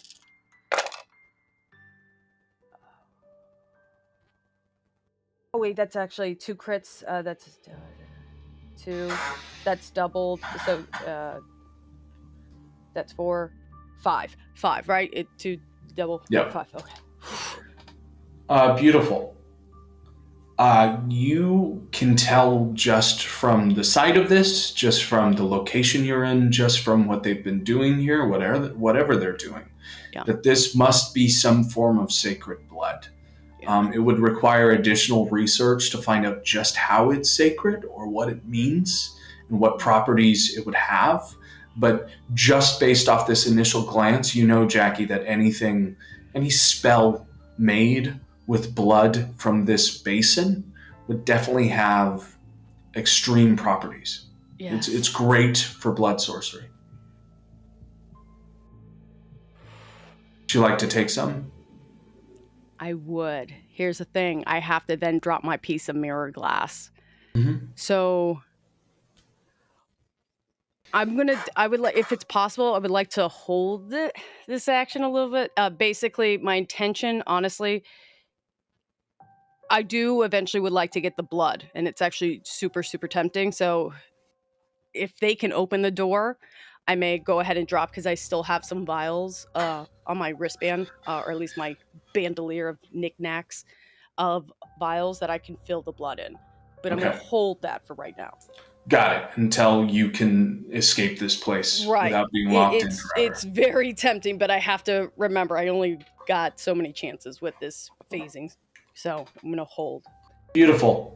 The final thing that you find in this room is against the back wall, inscribed into the stone in a very powerful engraving that is etched beautifully, are the letters DCLXVI.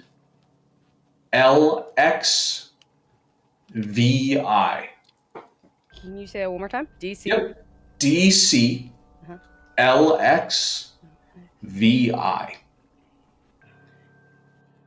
Oh. I think that's a number. Okay. Thank you. I think it's a number as well. Beautiful. Niles.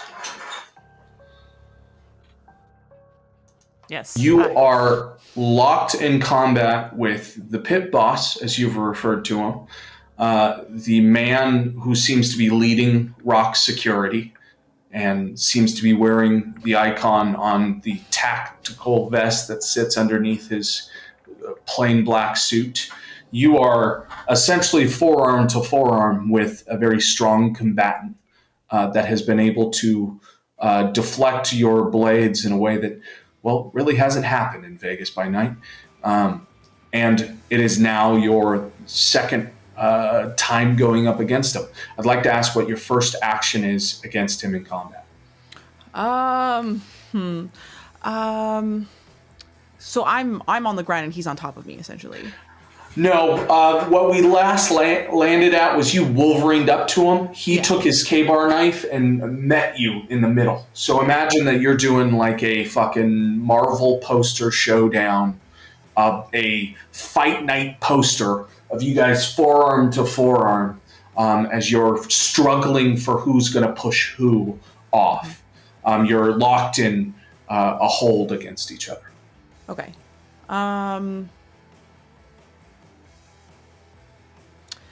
Do I have the ability to still maintain this, like, cross hold of each other, but remove one of my hands from the situation to try to stab him while we're still kind of close combat and just, like, try to dagger him? Absolutely you do. You just have to roll better than he does. Okay, yeah. Cool. That was an opportunity. Is that Dex Brawl? Yeah, let me see Dex Brawl. Actually, let me see Strength Brawl, because you're also holding the arm. Strength Brawl. What's my strength? Okay, cool. So it's actually the same.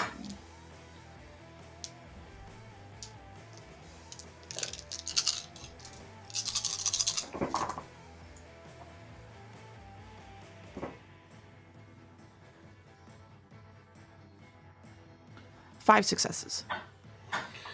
Okay, 5 successes. That's massive.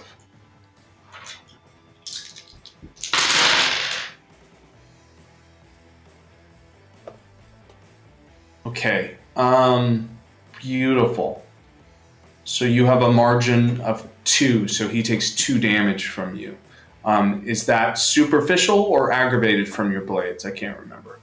While I'm using vicissitude, Yeah, I'm not sure. I think it's got to be superficial. Okay. I figured as much. Okay. Yeah, I don't cause it aggravated with this. Beautiful. Yeah, you managed to get him with that. He wasn't expecting you to stick with the hold, and that extreme display of strength hides the shiv just underneath the combat armor, and you can feel it enter. And as soon as it does, you can tell that this is a kindred, as he has barely even expressed a disinterest in your attack there. His gaze is directly on yours, and those hunter's eyes have not even blinked from their focus on you. But essentially, he had attempted to stab into you with that K-bar knife, but the strength of the hold and the shiv out of it, he was not able to push over you, and you were able to get that swipe off, and the two of you break from that hold. We have our second round of combat. What's your intention? How long till Sybil shows up? Because I know Sybil was like in the rafters. If you'd like to bring Sybil in right now, we can say Sybil drops now. Yeah. I was holding the line until Sybil could finally enter stage left. Hell yeah. As you break free, Burrows is being shot up from the top. That ends, and the two of you split, and then crash through the window. Sybil, like Icarus, falling through, and the two of you are both distracted from a moment from your fight to watch as they fall. What is your intention for the second round of combat, Niles? And then I'll go to Sybil, and I'll resolve our friend here. I think with Sybil, in the way that they are situated right now, with I imagine the bestial rage that you're dealing with, I feel like game recognizes game. And I'm going to try to move towards the elevator that Burrows is still holding open. If that's still something I can do, I'm gonna leave Sybil to whatever this is. You're getting out of this. Okay. Yes. Give me a dexterity plus athletics.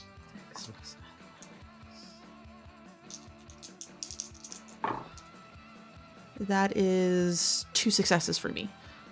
Okay. Sybil, what is your action here? I want to choke out people with my talons. Okay. Beautiful. I understand that they have guns at the same time, so if I can start snipping at arteries in their arms at the same time, that would be awesome. But throats first. Beautiful. Okay. So you're not going for Niles' target yet. You're starting with... I'm starting with that one. Okay, perfect. All right. So you're going for the throat of this individual right there. Could you give me a brawl plus your animalism? Yes, indeed. Brawl is actually... And then animalism. Great. Okay. That's 1, 2, 3, 5 successes. 5 successes. Okay, that's massive. All right.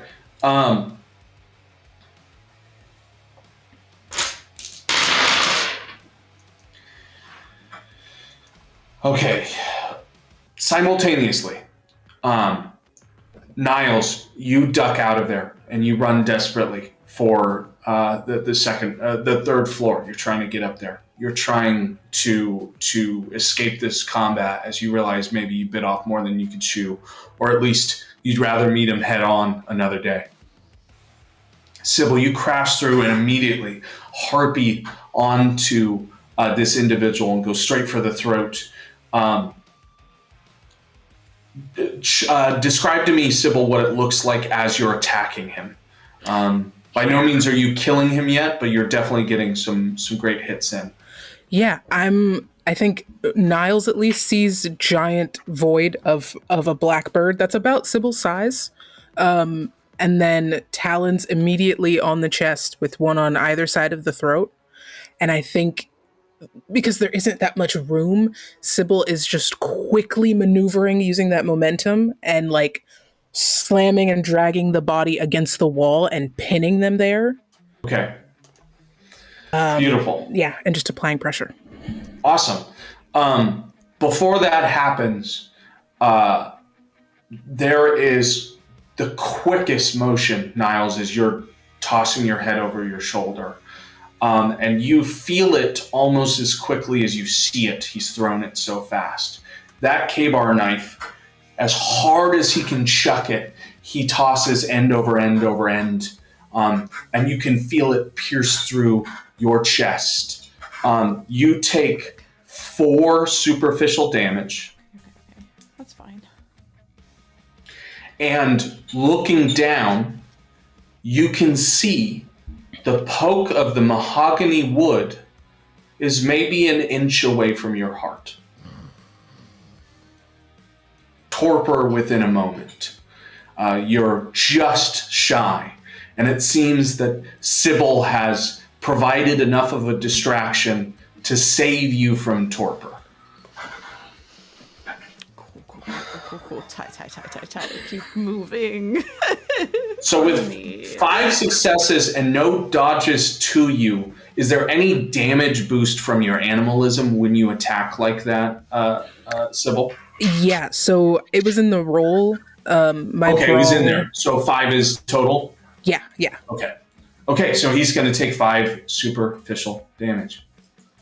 I think you hear Sybil attempt to say go, but it is like overboiled bad audio from Vin Diesel with no voice. It does not come out. I love clear that. at all. That's beautiful. Okay, beautiful. All right, we are going to let's follow Niles for a second. Niles, you are washing that K-bar knife as it's pierced through the back of you. It's broken your thoracic cage. It's inside of you. You're coming grips with your reality here, that this double-edged dagger was within seconds of putting you to sleep for who knows how long. Raguel had a choice in his. Maybe you not so much. But there's running involved. There's more things to think about. You crash into, is the elevator down? Did Mal send the elevator down? I can't remember. Mal, did you send the elevator down? Which elevator? The one that Burrows went up the in? ladder. Yes. Yeah, I don't think so. No. I didn't do anything with the elevator. Would you like to use a flashback to say we did? Absolutely. Beautiful. At some point, Mal pushes a button and then leaps through the hole. Yeah, yes. Beautiful. The elevator is down. And Niles, you crash into the back, shoulder first into the brake, and hit the button and slide up. The elevator doors ring open, and you can see Burrows holding the doors, emergency stop going. You guys are across the way from each other in the house's room. Yep, I'm gonna hobble on. I'm gonna hobble on over there, and get it, perch in a corner and try to assess further the situation now that there's somebody with me. Beautiful. Okay, so Niles and Burrows pile into the elevator. Burrows, is that satisfying enough for you, or are you waiting for Sybil downstairs who you can still hear? I let Niles come through, just kind of back up, let the doors close, and I just look at them and like, God damn, I thought I would look worse than you. Could you help me get this out of my chest? Yeah. I'll reach for it. Gentle. Yeah. Gentle. Burrows, you look down, you realize you're sort of dripping vitae for a moment too, as you had to grip the blade of the K-bar just to get it through, as the handle was sitting perfectly in the center of what is Niles. But you pull it free. I pull it free, and then I remember that I once tasted Niles's blood, and I see it on the knife. Don't do it. I need it. Don't do it. I'll give it a lick. Oh my god. I need it. Okay. Roll a willpower plus a third of your humanity rolled down. Oh, I love when Sergio gets chaotic. I fucking love it. Go drink my blood. It's my favorite. Humanity. It's just so much dice. Jesus Christ. Here we are, Saints. Here we go. We make our own problems, babes. You have the knife back. 5. A total of 5 successes. Total of 5 successes. You managed to get a damn good lick of that perfect vitae, and still keep your composure. And God, is it rich. It's so very, very good. Come on, we still in this. We still in this. All right, after Burrows' line of coke, the elevator begins to descend down to the vault level. And you guys are looking in the face of what Jackie is on the other side of. Is there anything the two of you would like to do now that you're down here? All right, we got down here. What do we do now? The door's not open. You muted. Burrows is going to stumble out, listening to Niles. I'm looking for the surveillance room, actually. I'm going to start looking for doors to start busting open. Okay, beautiful. Give me a wits plus awareness.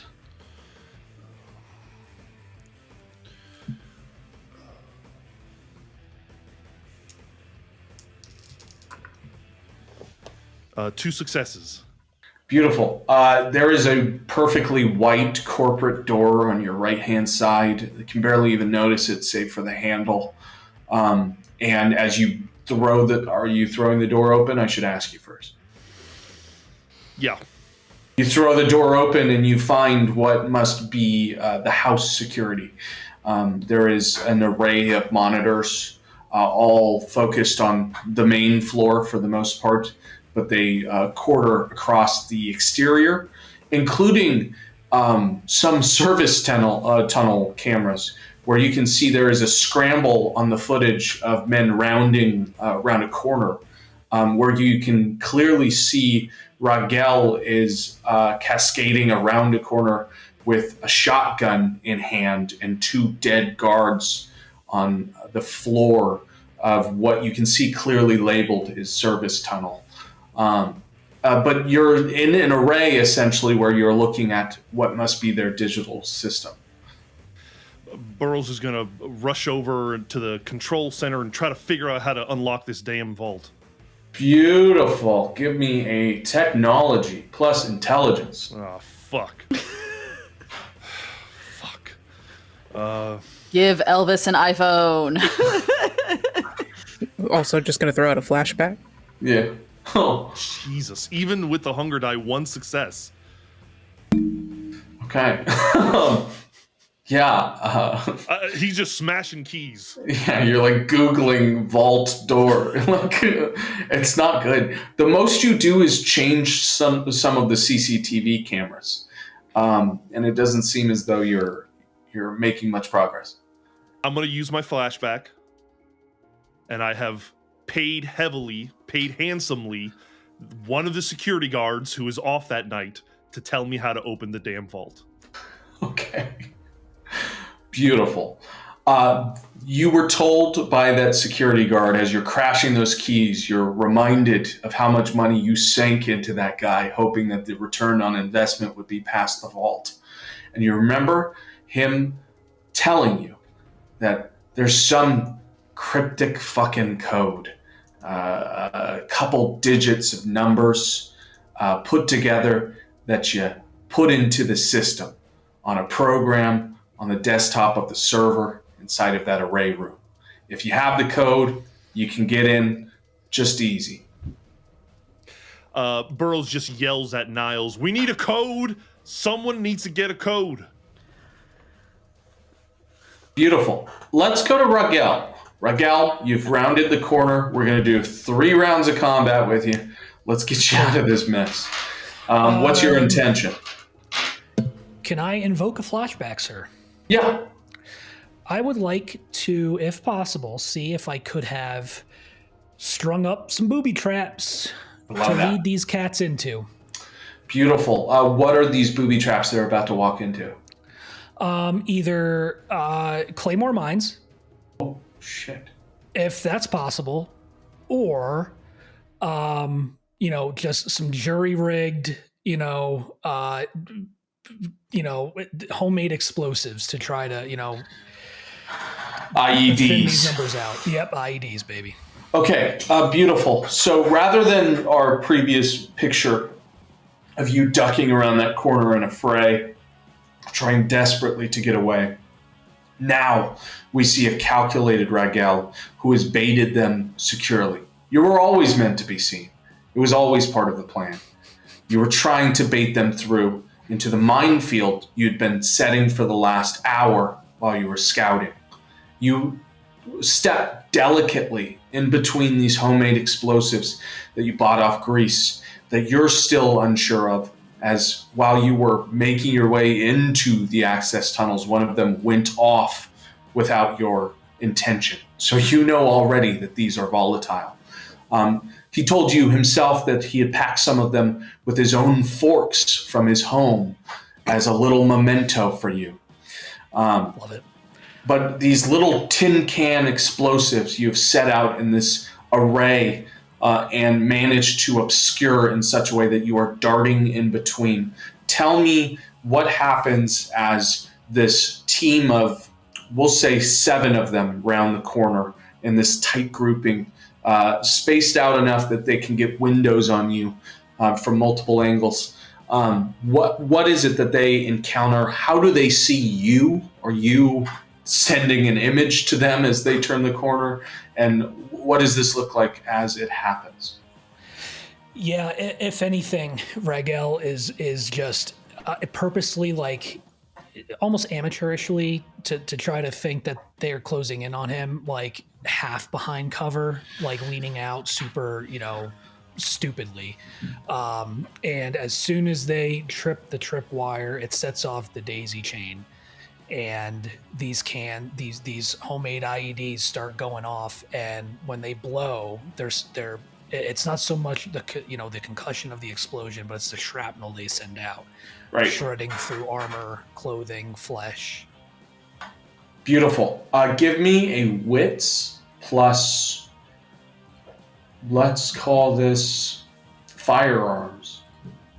Ooh, that is a good motherfucking roll. Let's see here. That's a good pool.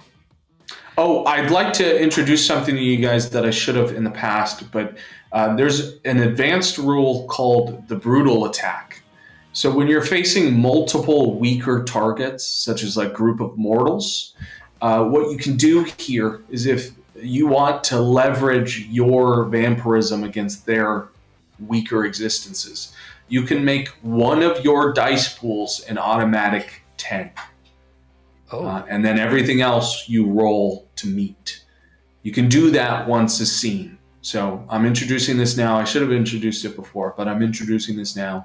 So with these folks coming around the corner, if you'd like, Raguel, you can throw down an automatic 1 crit, meaning you'd only have to roll 1 more 10 to guarantee a perfect crit, and you already have 1 success. It's up to you. Yeah, so I rolled a 4, so I'll go ahead and use that. Okay, like beautiful. 4 successes, yeah. Beautiful. Okay, yeah. So all of these individuals are taken out almost immediately. The explosives go off, and you have to shield your 3 eyes, and you yourself end up getting one of those perfect sterling silver forks in your forearm, or at least the head of one. But the rest of them are riddled with the remains of all of these scavenged pieces that Greece so lovingly put together. And it is a scarring visage of all of these individuals walking around with pieces of tuna cans in their faces before they fall to the floor and die immediately in front of you. 7 of these individuals have been wiped. There are 3 more around the corner. That is our first round of combat. The 7 had an action before you killed them. So we are going to move to our second round of combat here. Unfortunately, these mines have now put you back into the line of sight. There's 3 individuals who have moved to that first barricade, so they're behind cover as well. What's the movement here? What's your plan? Can I check to see what these security guys have on them, like flashbangs, anything on their bodies? What are you looking? Are you looking for anything in particular? Yeah, I'm looking for something I can toss to distract. So like I'm hoping they have flashbangs or some sort of like distraction device on them that I could use to throw around cover and force them out. I think it would make sense for what is essentially a private military force to hold flashbangs. These guys are so much more than security. You're shocked that they're they haven't been reported on before, that you've never heard of them. But yes, they have flashbangs. I would allow that. Yep, I'm going to grab one, pull the pin, and throw it in an attempt to get it behind that barricade. Let me get a firearms plus... firearms plus dexterity. Beautiful, sir. Doop. Oh, that is 3 successes. 3 successes. I'm going to say... Well, let me roll for their margin of success before I say it. You do succeed in the flashbang. You are going to take 1 superficial damage as 1 stray bullet from out of the shock in their eyes manages to hit you in their manic burst. Yeah. I am now in aggravated damage mode. Ooh, good. Okay. Beautiful. So you are, I'm assuming, moving in as you throw that flashbang too, right? Yep. Okay, so 3rd round of combat, you're up against that barricade with them. They're recovering from that flashbang. What's the movement? Just unloading on them. Okay, so it's going to come down to whether the 2 of you can outgun each other. Let's roll. Yep, got it. Just for firearms? Yep. Beautiful. Yeah, baby. That is 4 successes. They have 1 success among them, so with a margin of 6 points of damage, they die. They die tremendously. Tell me what this looks like. Yeah, he remembering what little training he actually got as a lowly public affairs guy, he maybe stuff picked up on fucking YouTube or whatever. He, moves around the cover to flank and just starts pumping rounds into the 3 that are still there. Beautiful. They die tremendously, and you are left in the remains of this access tunnel. Up there on a monitor, Burrows, as you're yelling back to Niles about the key code you need, you now see a lone Raguel, winded, not so much winded, they're dead, traveled by this tunnel, we'll say, hurt by this experience, but cascaded around by just hounds of bodies as he moves for the entry doors. Damn, One last thing. Yeah. I'm going to find the most intact rock security uniform I can, and I'm going to throw that shit on. Beautiful. All right. We'll say that you are disguised. Are you going to go in through those doors at the end I am. of the hall? Okay. Beautiful. You enter essentially into a series of staircases. Well, I'm going to ask you this first. 3 doors, left, middle, and right. Which one are you going through? Do I have an option for a premonition? Yeah, you could do a premonition here. Okay. All right. So that is resolve plus aspects. It's 2 successes. 2 successes. Middle feels good. Going middle. Okay. Series of staircases, 3 flights. No additional doors on each of those flights. It's just a plain staircase rounding up. It's almost like a subway complex. At the top of that, there's an additional like parking structure door. Are you going through? Yep. Beautiful.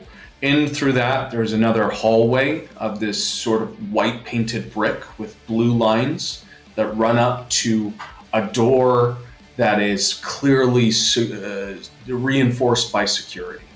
It is steel. It is electronic. It is hermetically sealed. There is a keypad on the right side of the door. Okay. Any chance that Raguel would know about those Roman numerals? Let's go to Jackie and see if Jackie has any way to speak to all of you. So I'm assuming, I believe when Burrows might have shouted, I need a code. How I would like Jackie would be like, kind of be like, that would shake her out and then run back towards the door. Problem is, can't be hearing that on the other side of the vault. The vault is tremendously reinforced. There's thick walls. Okay. shoot. If only we had some sort of communication device. Didn't we have?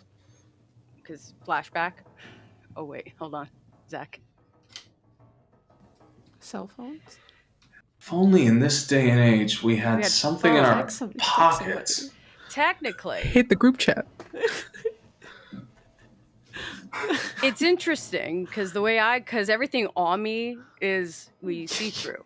You can bring it up. Is it possible if I had it with me? I can't use it, but I would see any texting. Correct? Because I have it on me. You're asking if in the ghost world you can see your texts? This We're feels back like to an ghost Orpheus. phones, gang. Yeah, Back to this ghost is an phones. Orpheus question. Because no, and this is not me just trying to be smart. I was genuinely like, because if I have my clothes on and everything else, You're hoping somebody else texts you that we need a code. Yeah, I don't think you can see your text. I think you look down at your phone and it is a web of silvery chorus strings. well, there's nothing much I can really do here. So Unless I'm you drop joking. that mirror. Can you stick your head out the? That's true. That's what I would think about dropping the mirror, but then I'm like, hold on, I'm gonna go ahead and pace back out, thinking Mal, like, is Mal back or anything? Because from where I left, Mal was still out there. So You're I'm gonna go back leaving towards the Mal. vault. Yes, Beautiful. so I'm gonna leave the vault. Going back towards Mal, you hear a cursing, angry, sort of coked up Burrows off of Niles' blood, screaming at Niles, "We need a fucking code! Give us one, Burrows." If I didn't know he was right there, do I just like immediately show up right in front of his face? Sure, yeah. You're like, Jesus. I'm gonna repeat DCL XVI. That's what I saw. Look, the Roman numeral, like DCL XVI. I know that sounds. What is that? Burrows realizes like they're just spitting some kind of code at him, and then finally goes back up to the keys and types in that exact code. Okay. It takes some decoding. That anyone would like to turn into numbers here? Oh yeah, if it requires decoding, then Burrows realizes. Isn't that like 6? That's 6. That's Roman numerals. Like that's where I'm like. You put in the code 666. 666. Yes. And the vault door opens. Oh. Yes. Let's move. Quickly. Beautiful. Yeah. So you're all coming through minus Sybil and Mal. Yeah, we're scrambling towards the vault. Raguel's not there yet either, right?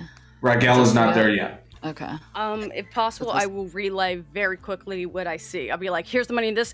Down this side, we got some magical blood. If anyone's willing to grab some, I would really appreciate it. We're on it. You let everyone know what the update is. Looks like Raguel was working on an exit strategy for us. Wherever he is where we got to go. Okay. I'm going to go ahead. Oh, yes, Caleb? No, go ahead, Jackie. When I get that info, because I'm still in that corporeal form, I can go ahead and translate. So I'm going to start running out to find Raguel. Okay. Beautiful. Now I'm going to wait, Raguel's here? Who would have thought?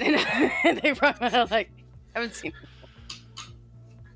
I'll ask all of you, would we like to resolve what's in the vault right now, or we'd like to resolve some of the loose ends here? Well, I know that Burrows would certainly smell all that blood with 3 hunger. But if he can maintain himself, he will probably go to the money, all along dragging Marco along with him. Okay, sounds like we want to see what's in that vault. Okay, so yes, you do ignore what looks to be a pretty freaky little archway there. It just smells so good. Yeah, it is very stale, but you've got that iron gullet, baby. I think you'd be okay. I'm hungry. Just as you turn the T-section corner, Niles, I assume you're with Burrows? I'm right behind Burrows. The 3 of you turn that corner, and inside of that right room, the one I described as the base of operations, a section of the wall opens and begins sliding across. and from inside, an individual walks into view, dressed in a rock security form. Oh, Raguel. son of a bitch. You got good timing, boy. Let's get the fuck out of here. You guys get everything you need? I'm going to throw them a bag. Each of them gets a duffel bag. And Would you guys like to know what's in this room, or are we just taking the money? Oh, I want to know what's in the fucking room. Yeah. Let's have the room. Okay. How much time are you guys spending in this room? 3 to 5 minutes max. Yeah, Burrows is going to mostly just shove cash into the bag. Beautiful. Pick a representative of the 3 of you here, or I guess 4 of you if you'd like the Puttanesca to roll. Whoever your representative is, they'll be rolling wits plus awareness. I got a good pool on that. I got I've got 4, 5, 6. Raguel, try to figure out what the hell is in these boxes. Okay. Loaded question, Caleb. Would my occult Golconda specialization factor into any of this? No. Cool. That's all I needed. I will make the roll. Oh, God. I'm so fucking nervous. Here we go.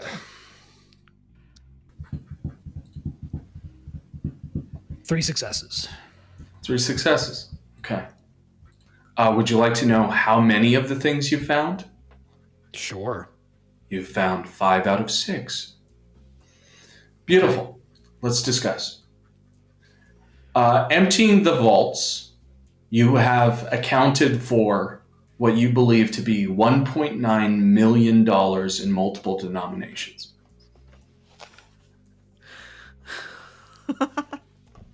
That's awesome. Okay. You have found an envelope that reads off an address on the front of that envelope. And below that address, it reads, "Watch your step."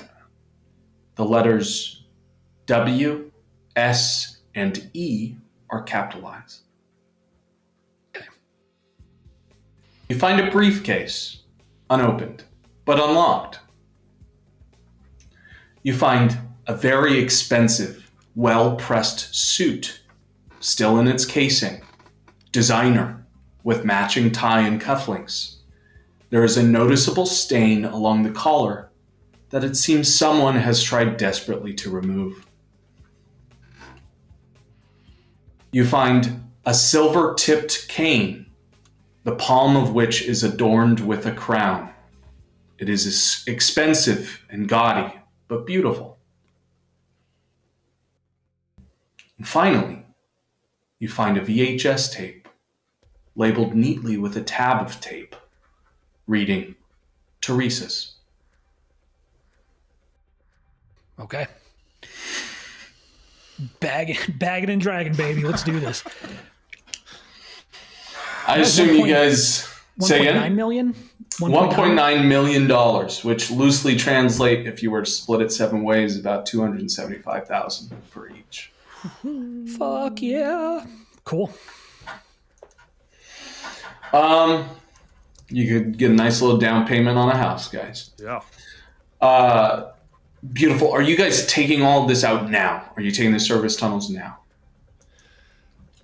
Burrows has to finish the job of destroying the surveillance cameras. Got it. So before running out of the room, shoving a bunch of cash into the bag, he will walk up to Marco, take the bag from him, and say, "You were the best friend I could have had for this moment." And then I will bite his neck. Okay. And Shoot. And my intention is to bite his neck, and then when I feel like I'm getting close to the end, I'll put my gun up to his chest and just fire twice. Okay. Oh. Beautiful. Wait, do we want them to know that a kindred put him in there? It's the bite of a somebody fed on him is Okay. all that's going to come across. Okay. Great, You great, can great. I just also wanna make sure. hide the bite. Okay. You essentially can lick a bite clean, and it shows no. That's what I do. I just need, like, he's so hungry, he just wants a taste. He wants to knock down a hunger, finish this guy off, and then he's going to run back out the vault to that security room. Okay. I'm going to say, since you technically did kill this individual, you can take 0 hunger, but you receive a stain on your humanity. So mark 1 stain. Got it. Beautiful. So you're just leaving him dead here in the vault specifically. Oh, in the vault. Okay, in the room with all of the money, essentially. Yes. And then you're running for the security room. Yes, I'm gonna. I'm gonna make sure that he's got his hand on his gun, and then I'm getting up, and then I'm gonna say, "I'll follow you shortly." I just got to finish the security room, and I'm running. Beautiful. Okay, we're going to go to Sybil. Sybil, you are upstairs on the main floor. You have this individual wrapped into this hold. 3 rounds of combat. We're starting now. What is your intention? I want to. Oh, I can't kill him. Yeah, I want to choke him out. Okay. So, that to me is a strength plus brawl. Okay, beautiful. That is... Okay. It's half bird skills, half Sybil skills. Okay. I'm gonna use a willpower. Fantastic. That's 3 successes. Okay. Whoa.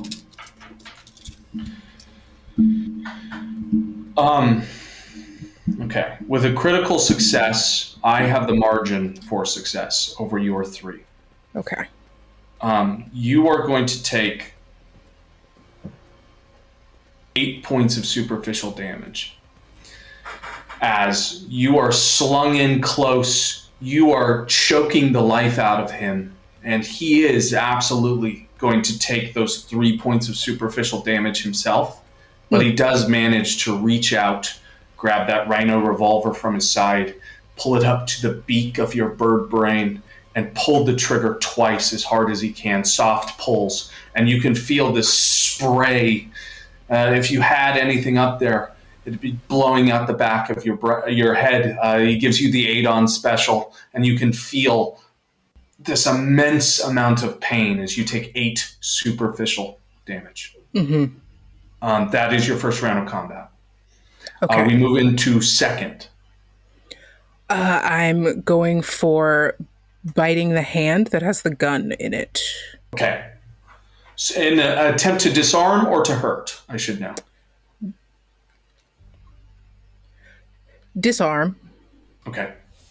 Understood. Yeah. I will say real quick, Caleb, one thing Yeah. Raguel would have done is he would have dropped his bag off with somebody, and knowing that Mal and Sybil were not with them, and begin making his way up to try to back them up. Okay. Okay. So you're heading up. Okay. Yep, I would have left my bag with Burrows and Jackie and Mal, or not Mal, Beautiful. Burrows and Jackie and Niles, and start heading up. We'll put you into the main floor in third round of combat. So following this round, we'll say you show up with the elevator.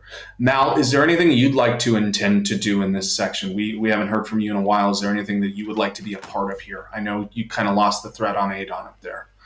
No, I heard the footsteps behind me, and I doubled back for those. You're pursuing those still. Okay. Yes. Yeah. We will come back to Adon that. was such a problem for us that I'm not Still letting go pursuing. of it until I'm forced. Yeah. Beautiful. We will handle that as soon as I'm done here with Sybil then. Okay. I just wanted to see if you were pivoting towards the Sybil, second round of combat. You're making your attack. Go for it. Okay. Or your disarm. Give me, I think this is dexterity plus brawl. You're trying to be quicker, trying to remove the threat rather than attack the threat. Sweet. Okay. Oh. 4 successes. 4 successes.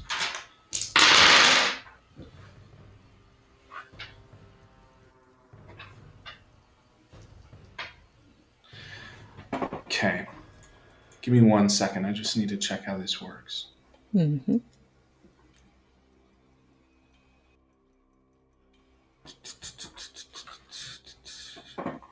We are so close, y'all. We are so close. Mm-hmm. We can clinch this. We can do this.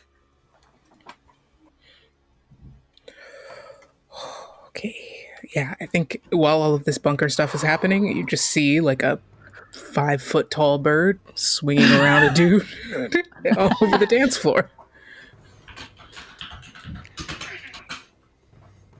It's a good vampire club. It's a good golf club. 5-foot tall bird. Yeah. I think They we got should change the aerialists. name. So we changed the name of the club too. 5-foot tall bird. 5-foot tall bird. So, I'm sorry, you had 4 successes? Yes. Okay. You disarm him successfully from the right-hand side, and the gun goes flying from his fist. But in an ambidextrous motion, he serves a left-hand hook that feels debilitating to your body. You receive 6 points of superficial damage as he trades for 4 on his right-hand side. You can feel his fist come across your face, and it is one of the most painful experiences of your life as he extends across perfect form, like he's been boxing his entire life, added by his undeath. We are entering into a 3rd round of combat. I'm going to take Sybil's action, and then Raguel's action, and then mine. Okay. Sybil, what are we up to? I think this is really bad and really scary. So Sybil is going to become as human as possible in this moment and just try to bite him and take him with her. Okay. Okay. Yeah. So if this goes well, Raguel walks into a room of Sybil with the back of her head blown out and sort of dragging this juice box of a man towards him. Okay. So you are attempting a bite attack. There are rules for this one that I don't remember. Let's find out. Give me a strength plus brawl. If you succeed, it's an 2 aggravated damage. Okay. But it has a higher something or other. Let's see. Last willpower, baby. It's worth it. 5 success. 5 successes. Okay.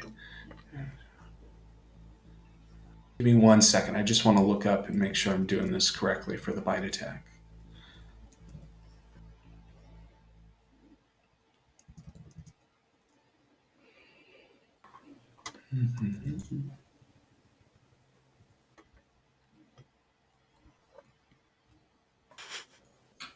Sorry, gang. Give me 1 second.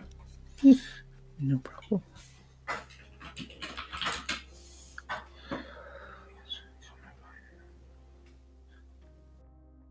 Okay. Okay. You said 5 successes. Yes. Okay.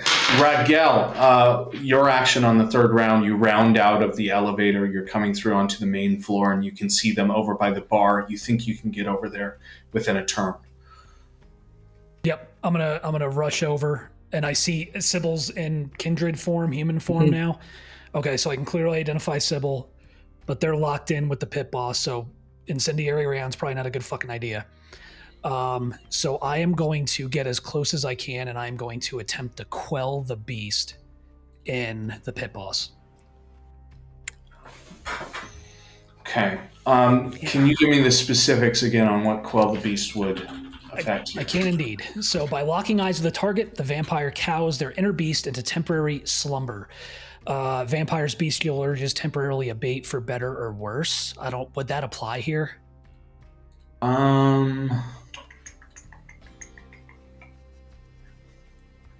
I don't know. Probably not. Read it to me one more time. I'm sorry. Okay, yep. By locking eyes with the target, the vampire cows their inner beast into temporary slumber. Vampire's bestial urges temporarily abate for better or worse. While their beast is quelled, vampires do not score messy criticals. Against vampires, this power lasts a turn, plus a number of turns equal to the win margin on the contest. So it would prevent Sybil from taking a critical if he were to roll one here. Okay. Actually, okay, what I'm just going to do is I'm just going to see Sybil locked in with this guy and just shout, Sybil, let him go. And then I'm going to bring the shotgun up. Okay. Sybil, is there any response? Your bite attack is still going to go through, but I'm going to give Raguel's turn some effect here. I'm going to allow you to respond, to make an action. You could let go. You could keep going. Yes, I want to let go very much, given that this is a compulsion and what Sybil believes is solving the problem. It feels fair to at least roll to let go, maybe? I think that's totally fair. How about this? Why don't you use Quell the Beast on Sybil?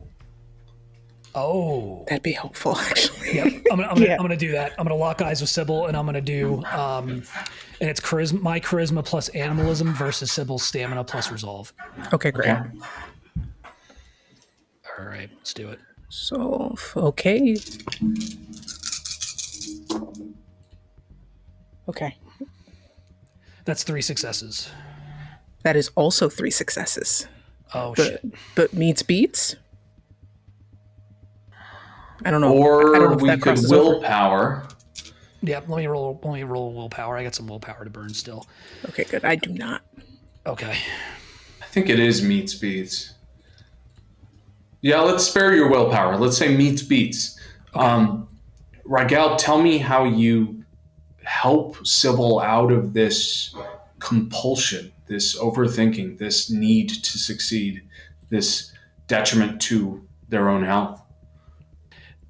Locking eyes with Sybil, hoping that they now recognize that Raguel is there and is backing them up. You know, he takes the rock security helmet off to expose the third eye, so it's really fucking obvious. And instead of shouting, quietly says, "Sybil, let him go." Sybil puts her hand on your shoulder, probably still convinced that it's a talon, and in finding purchase in your shoulder, is that you're like actually really here is enough for her to just sort of like growl, snarl, pull back, and leave him on the ground. But she stalks away. Okay, so the bite attack goes through, and the individual under you did take 2 aggravated damage. But as this Quell the Beast moment happens, and the 2 of you are distracted within that moment, you see him reach into the pocket of his suit jacket, crush something in his hands, and fade from view. Motherfucker.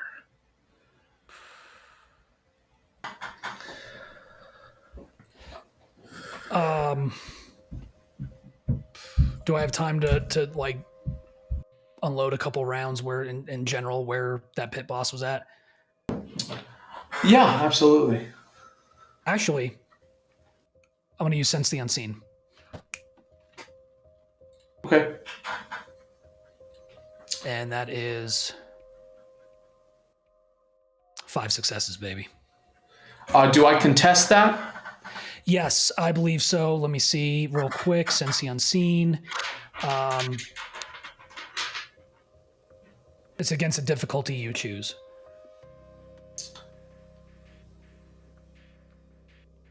Here's what I'm going to do, Raguel. Okay. You succeed. He is not here. Got it. Okay.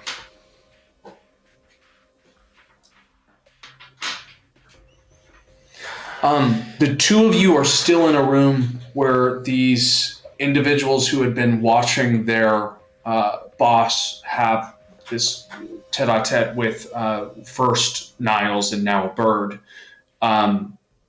There's still a league of people in here. What's the plan for the 2 of you before I go to Mel?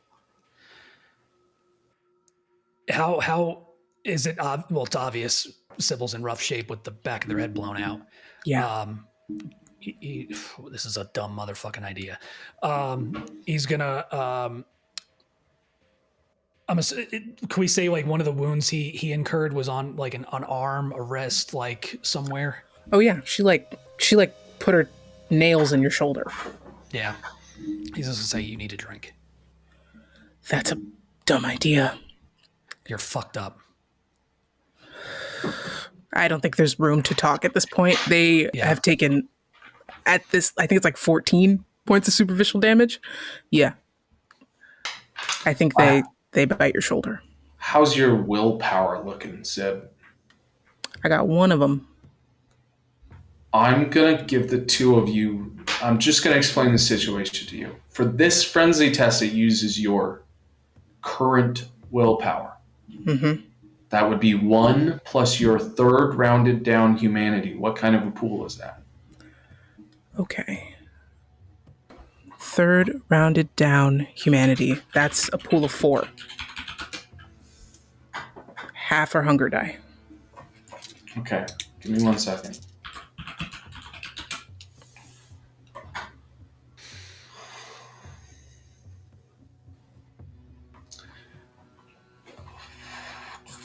I also realized I just completely fucked up and I said Sybil's name. Hey. Heyo. I was a big bird, now me. It's not the first mistake. Also, not, well.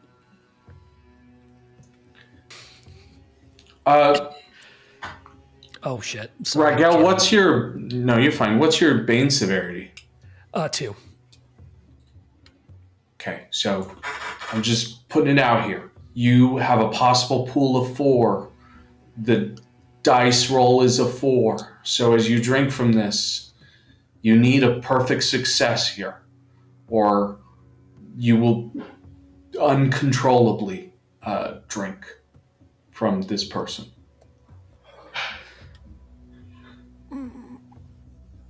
Would my Quell the Beast have any effect? Will your Quell the Beast have any effect?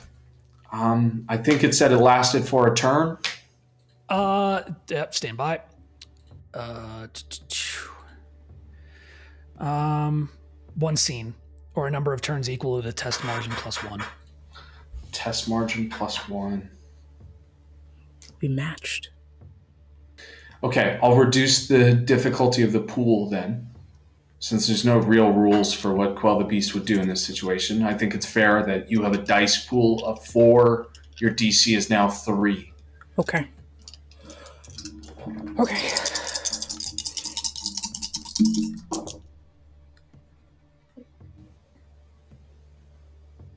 What you got, buddy? I can't even spend a willpower to make it different. No successes. Oi, oi, oi. Hi, everybody. Okay. Let's take a 10-minute break. You motherfucker.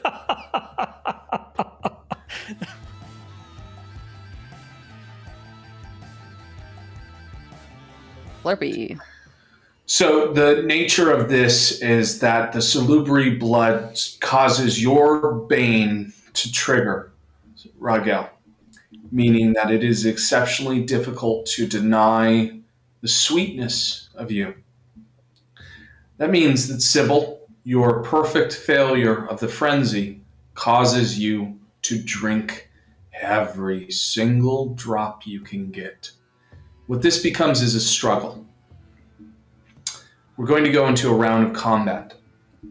Here's your instruction, Sybil. You will do everything in your power to bite, feed. That is all you're doing. You are to drain him of every last drop until you are pushed off of him, and at that point you will be given a frenzy resist again. The same dice pool. If you fail that, it continues. And it will continue until one of you is dead. Okay. Sybil, first round of combat, go ahead and roll your bite attack. That is a strength plus brawl. Okay. 4 successes. 4 successes. Beautiful. Just a brawny young woman. Miguel, what is your intention as you quickly realize that Sybil has not let go of your wrist? At first, they begin to drink, taking in what they expected to. Your friend, relieving themselves of the hurt, but then it turns immediately. You're familiar with this feeling. You're familiar with this pain. It's the way everyone acts around you. They want you for what you can do for them, but not for what you represent, for what you could change about the world. What is your move against them? I am going to attempt to lock eyes with Sybil once again, and I am going to attempt to quell the beast. Okay, so on a critical success, this ends a vampire frenzy, if I read it correctly.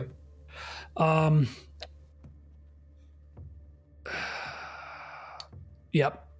Okay. It would take a critical to end the frenzy. So if you can roll 2 10s here in your pool, then you have ended the frenzy and saved yourself on round 1. If not, you are going to continue to take aggravated damage. As you have already taken 2 from the first attack, as you did nothing to stop it. Got it. Oh, I took 2. Okay. So I'm at 3 aggravated damage. Cool beans. Here we go. 1 success. Okay. Sybil, the second round of combat.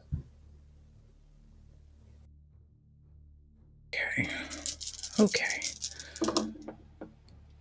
That's great. That's 2 successes. 2 successes.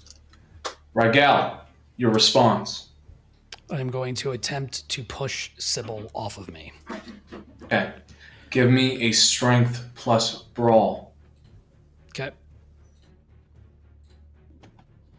2 successes. You're in a stalemate. I'm going to give you an option, Raguel. Either this results in nothing, but you're still grappled, and Sybil is still attached to you, drinking for the next round. Or you have successfully pushed her away and taken the additional 2 aggravated damage. But this would trigger a frenzy resist in Sybil. Go for another round, or it would be 2 aggravated. I would immediately sustain 2 aggravated. you would sustain the damage because you're technically pushing to allow you take on instead of taking the stalemate.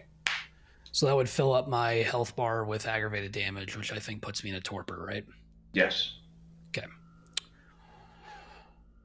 Okay. Okay, so I believe that puts us at a stalemate then, right? Yep. Okay. All right. Not worth burning willpower to reroll? I only have a fucking pool of 3 on that, but yeah. Let me burn a willpower. Oh, you had a pool of 3 and you scored 3?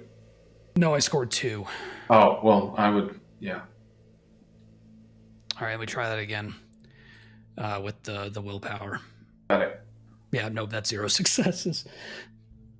Okay, so 2 and 2, we're trapped in this stalemate. You're trying desperately to beat Sybil off of you. You manage barely to wrench back their head from the wrist, but Sybil is no longer your friend, no longer a person. It reminds you of seeing that white on the road. Their eyes have rolled back in their head. Their jaw is completely unhinged, farther than you've ever seen it before. It's inhuman, and they are desperately trying to engorge themselves on your complete forearm. Round 3, Sybil.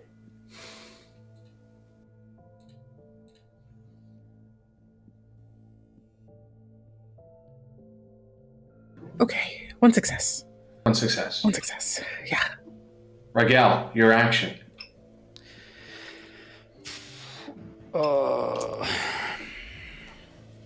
I'm gonna go for Panacea.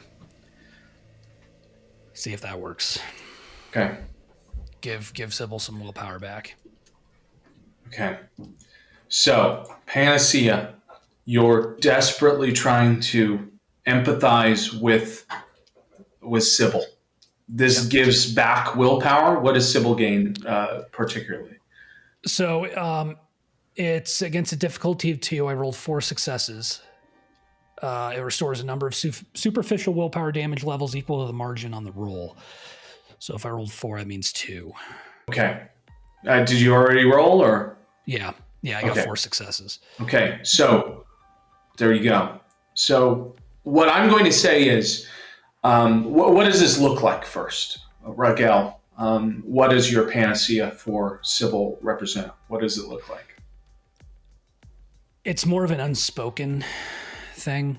It's almost like Quell the Beast, but as Sybil is feeding, he reaches up and pulls on the back of her head to try to get her to make eye contact, whether with the 2 eyes or the third or all 3. And that third eye is weeping vitae from this discipline usage, and just says nothing, but just is attempting to reach out, unspoken, to the Sybil within that's currently been suborned by the beast. Sybil. Can I use a flashback? Yeah. Okay. Sybil is going to go where Raguel usually is in the club, where his spot usually is, and leave an old news article that shows her shaking hands with what will be her future sire when she was in probably late high school, early college age. And you can see her actual name, first name, which is Natalie. And her middle name is Sybil. Her last name is Geier. And you will have access to her whole name. And Raguel will just whisper, Natalie. Sybil, give me a frenzy resist test with your newfound willpower. Willpower plus third of your humanity rounded down. You're trying to beat a difficulty of 3.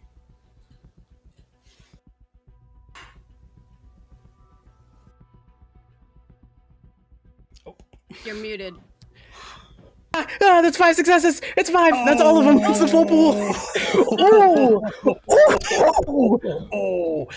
That's what I'm talking about! Motherfucking Did I take any game. more aggravated damage? Say again? Did I take any more aggravated damage? No, you did not. The panacea would have happened before, and your success supersedes her 1. The margins don't fit for damage. You snap back. You're here again, Sybil, Natalie. And you're staring down at the wound you've left on Raguel's forearm, where you can see past where you had clawed first, and instead it looks like wrenched open meat. And you can see the open, spouting vein of vitae as it leaks like tar from the wound. I'm sorry. I'm sorry. It's okay. It's okay. It's okay. He's weak. Go. I think that she's just pushing herself away from you. And what do we do? What do we do? Go down to the service tunnels. The rest of them are there waiting for you. Where's Mal? I don't know. I'll find him. Okay. Your shoulder. Don't worry about it. Okay. Goes to find Mal.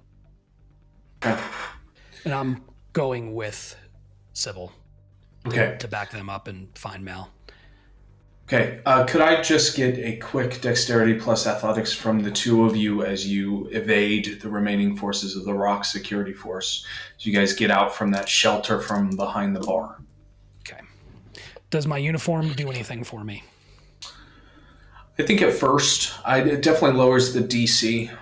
Okay. 2 successes. 3 successes. Yeah, I'll say you guys are able to get out of there quick enough. I think they're distracted by the fact that Rock security stands up first.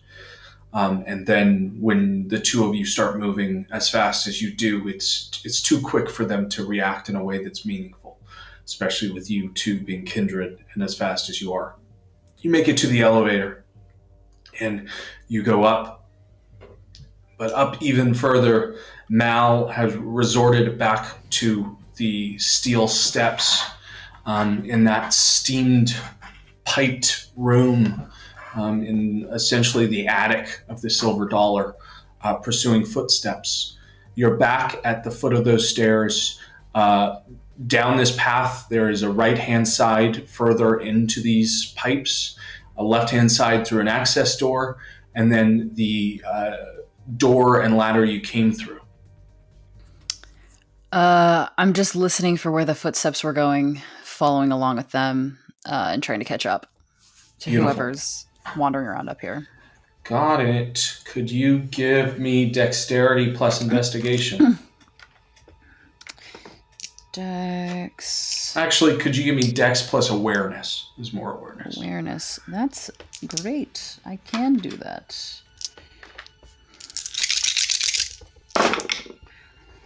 I could do that if I had any successes, so I'm gonna roll willpower.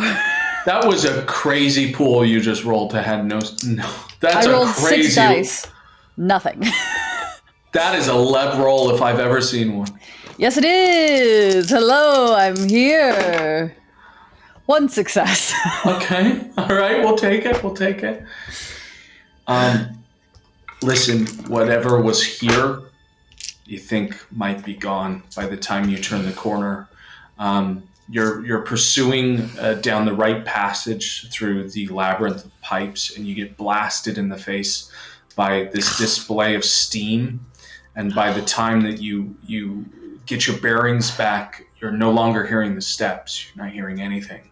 You turn the corner and you walk through, and after some exploration, you feel like maybe you lost it here.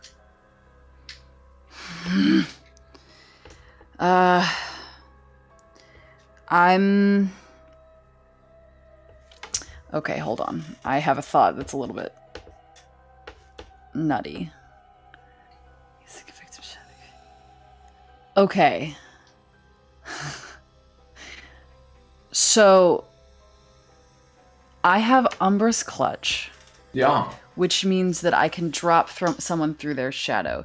Do I have to be able to see them to do it?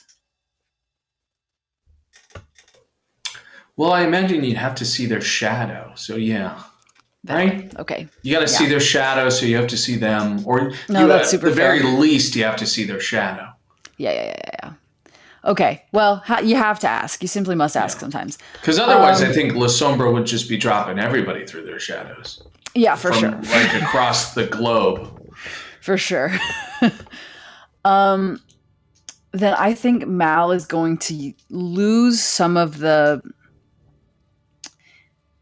stealth that they've been taking, maybe a little bit intentionally. I'm going to start making noise as I move through this space. Okay. Kind of trying to draw out whoever's up here, if I can. Okay. Give me dexterity plus intimidation. Okay. I have extra because of Shadow Cloak on intimidation. I think I have +2 on intimidation. Although that might just be for mortals. Hold, please. Mm-hmm. No, it's against mortals. Okay. Then intimidation. You said dexterity and intimidation? Yep. Okay, thank you. Jesus. 1 success. Brutal. Yeah. Now you're not finding much in the way of something to go on up here. And you're starting to think that they're probably not even up here anymore. Fuck. Loose thread. Yeah.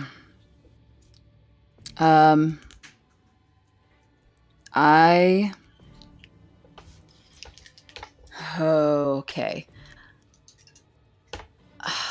No, there's no.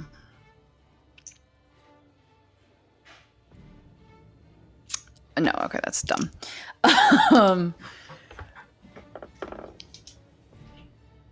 I will If I've made a noise and no one's come out, and I've tried to stealth and no one's come out, I'm just gonna bang open all the doors, go to the end of the passage, just like fully walk all the space so I can tell Burrows that I walked the space. Almost like a pissy teenager, and then I think I'll double back down. Yes. So you do so. You cross all the I's, you dot all the T's. Yeah. You go up onto the roof again just to say you did it. You open the access door. It's a utility closet on the side there. The one thing that you find when you're coming back to the ladder and the steel door back down to the elevator hatch is a red scarf. That is, it has an insignia on it. It looks like it was discarded in a run, and it looks stepped on, essentially. But it is, I'll read it off to you again, just to remind you guys what that thing looks like. A red scarf emblazoned at the bottom with a silver stitched symbol, an axe bundled in gathered sticks tied tight to the weapon. Okay. I'm gonna take it. I'm gonna put it in my back pocket. And then I'm gonna start moving down the stair or down the ladder, through and out, hoping to find any of the team and just be like, we're fucked. Just to tell everyone. As you are going down the ladder, the elevator is coming up. Oh, okay. I'll go back. Then I'll go back in the room or back in Just the hallway. as a little metagame thing, it is Raguel and Sybil coming up. Lines up. Oh, great. Take a look. Great. Then I'll just drop down through the hole in the ceiling. Beautiful. You do notice the familiar trappings of Sybil and Raguel pressed up against the wall. They both look bad, worse for wear, and that gives you this signal to come down and see them. Well, not to give you news worse than both of you look, but we're fucked. Felt that. Lost Adon. Shit. Lost the pit boss too. We gotta get out Fuck. of here. Okay. Did we get to the vault? Are we going to the vault? Vaults. They Jackie got into the vault last I saw. They got in? They got everything. Okay, Fuck yeah. so go home, maybe. Service tunnels down. I got us a way You out. cleared them? Yeah. Shit. Okay, then we're gonna have to deal with Adon soon. But if we don't know where he is right now, there's no use sticking around here to get our asses beat. Yeah. Cops are already here. Fuck. Let's go. We're out. I'm gonna lead the way through all of the spaces. Because they look incredibly fucked up, so I wanna take the brunt of fight stuff if it comes. Okay. Yeah, you extend through the house section and then down the elevator to the vault itself, and the vault is open. The security room is open. I believe Burrows is in there. So the cross section of everybody, I think everybody meets up back at the security station, if I remember correctly. Yeah, Burrows has run out of the vault up to the security room and just looks to see if there's a computer visible or a server or something that looks other than like a keyboard. It does look like there are two server racks connected up to the array of monitors that are displaying CCTV, and then 3 monitors you can actually manipulate that are essentially hooked up to a keyboard and mouse. He draws his gun and just starts firing into the computer until it stops making noise. And then steps out and sees the others, is like, we gotta go. Okay, beautiful. Burrows is breaking the security comms. You said there was Raguel found 5 out of potentially 6 things in that other part of the vault, right? Yeah. Is there enough time for me to go and see if I can find the last thing that's missing? Sure. Go ahead and give me an intelligence plus investigation. Gotta check the work. Hell yeah. Actually. You know what? Jackie's gonna break the glass or drop it. Okay, so she's That's normal now. one success. Okay, so she's But I only normal. have one Is that one in my pool for that success. So Yeah, Niles, you think you got everything. Wait, are all we of you- canonizing that Puppet is incorporeal Jackie right now? Yeah. Why not? That's how. If you ever go incorporeal, forget the stupid string idea I had. We're all puppets. I love you so much. in the show. I do have a question, and because now I'm corporeal really quick. Yeah. I do want to leave behind because I'm taking some like ash. I'm doing like leaving spell and ritual stuff behind to add to that. Okay. Where are you leaving the ritual stuff to make it look like a ritual was done? Okay, where we dropped, where Burrows dropped the body, Okay. I'm going to go ahead and draw like a couple of symbols that I've known to be. I love that. Could you give me craft plus blood sorcery? Yes. Oh, also, Can if I- anyone is interested, you can all hear the song if you'd like to try and listen to it. Yeah. I do have a thing in music history, what's it called, a proficiency or whatever. Ooh, Perfect. Then specialty. Burrows, Specialty. let's have Burrows roll that then. Give me that specialty plus your wits. Okay. Mal. Can I also give Jackie aid because I have dots in craft? Sure. Yes. You can add an additional dot to your pool there. 3 successes. Jackie. You are familiar with this song. I'm going to drop it here in the YouTube chat. I thank you to. And I'm going to drop it in our Hell yeah. Discord. It's an old biblical classical piece from Samson and Delilah, a biblical tale. But it's Bacchanal by a French composer. Burrows doesn't know the name. He just says, "My grandmama used to sing this song." Weird. And then keep moving. Beautiful. Scored a 4. Heads up on. A 4 total for your Yes, with blood that one sorcery from craft. Mal that gave me because I had 3, and then we got the 4th. Beautiful.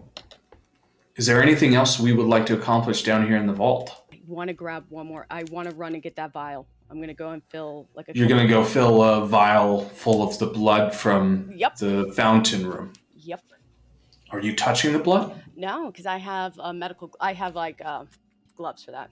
So I'm gonna take out some of those clear gloves and then just take a glass vial with cork stopper, fill it up. Okay. Roll a single die. Tell me if it's a success or a failure. Okay. It is Uh-oh. a failure. Okay. Coffin dice. Oh fuck! God damn it! Touch the magic blood. As usual, we That's make a our own lot of problems yet dice. again. Just rolled there. What did I do? The outcome of this decision will be revealed at a later date. Good. Thank you for that. Why are you this Oh, way? Jesus. Why are you like this? Anyway, I just want to know if you guys touched it. Oh. well, Okay.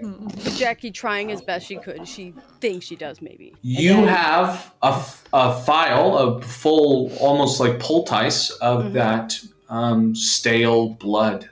And just as you're filling it up, that drowning bacchanal, that classical music pumping in through the room is, again, so loud you can feel it in your ribs, like you're standing too close to a speaker. And as you're filling the vial and corking it finally, you can see another twitch from that alive individual up there on his crucifix. But you've gained yourself a vial of blood. Congratulations. I will try to. The body of this person, does it have any carvings or markings on it, like cut into? They are pristine. Outside of wearing their skin for a cape around their ankles, the skin is porcelain. It's as beautiful as the curled, beautiful vase boys that are pouring the blood themselves from the fountains. They look statuesque.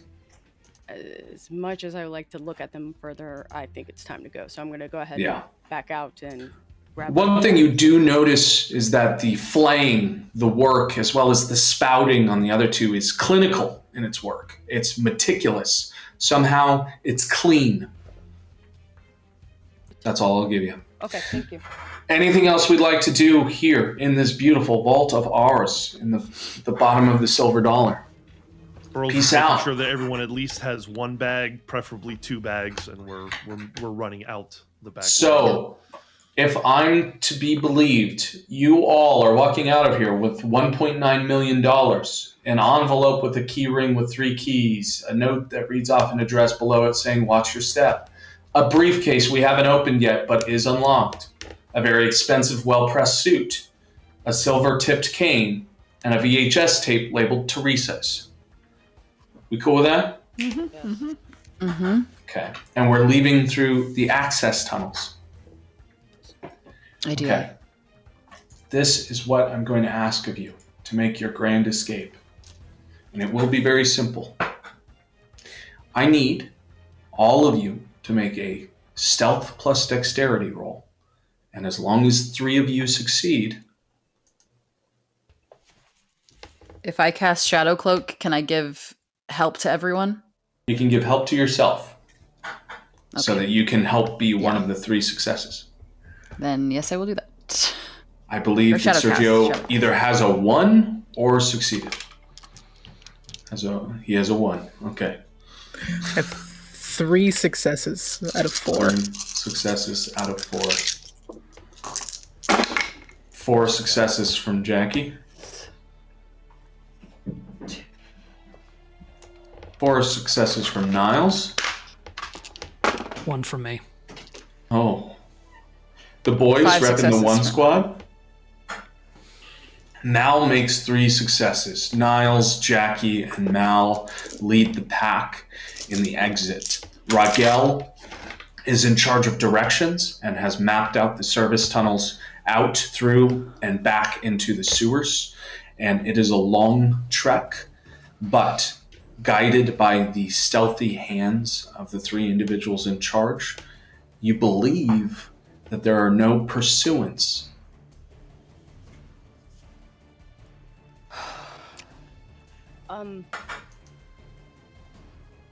Very quickly before, as we Burrows, how much blood is on you from Adon?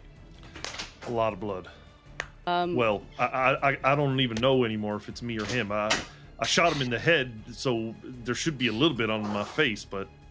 Could I get I would like to get like I'm taking a white ribbon, or a handkerchief that's kind of white, and I'm going to strip it into a ribbon. I'm going to blot that on specifically to the ribbon. Mm-hmm. Give me a craft plus intelligence to see how well of a specimen you get here.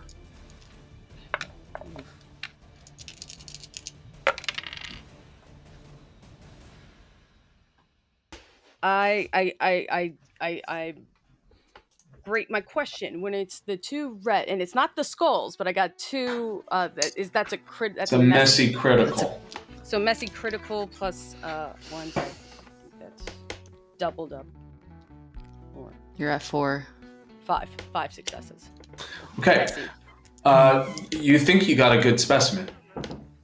But we don't need that specimen. If we killed him, did we get him? No, I didn't no. get him. I lost him. Well, this will help, and I'm gonna take a. We just have to light this, and we can find a trail of his. We can see a trail of him.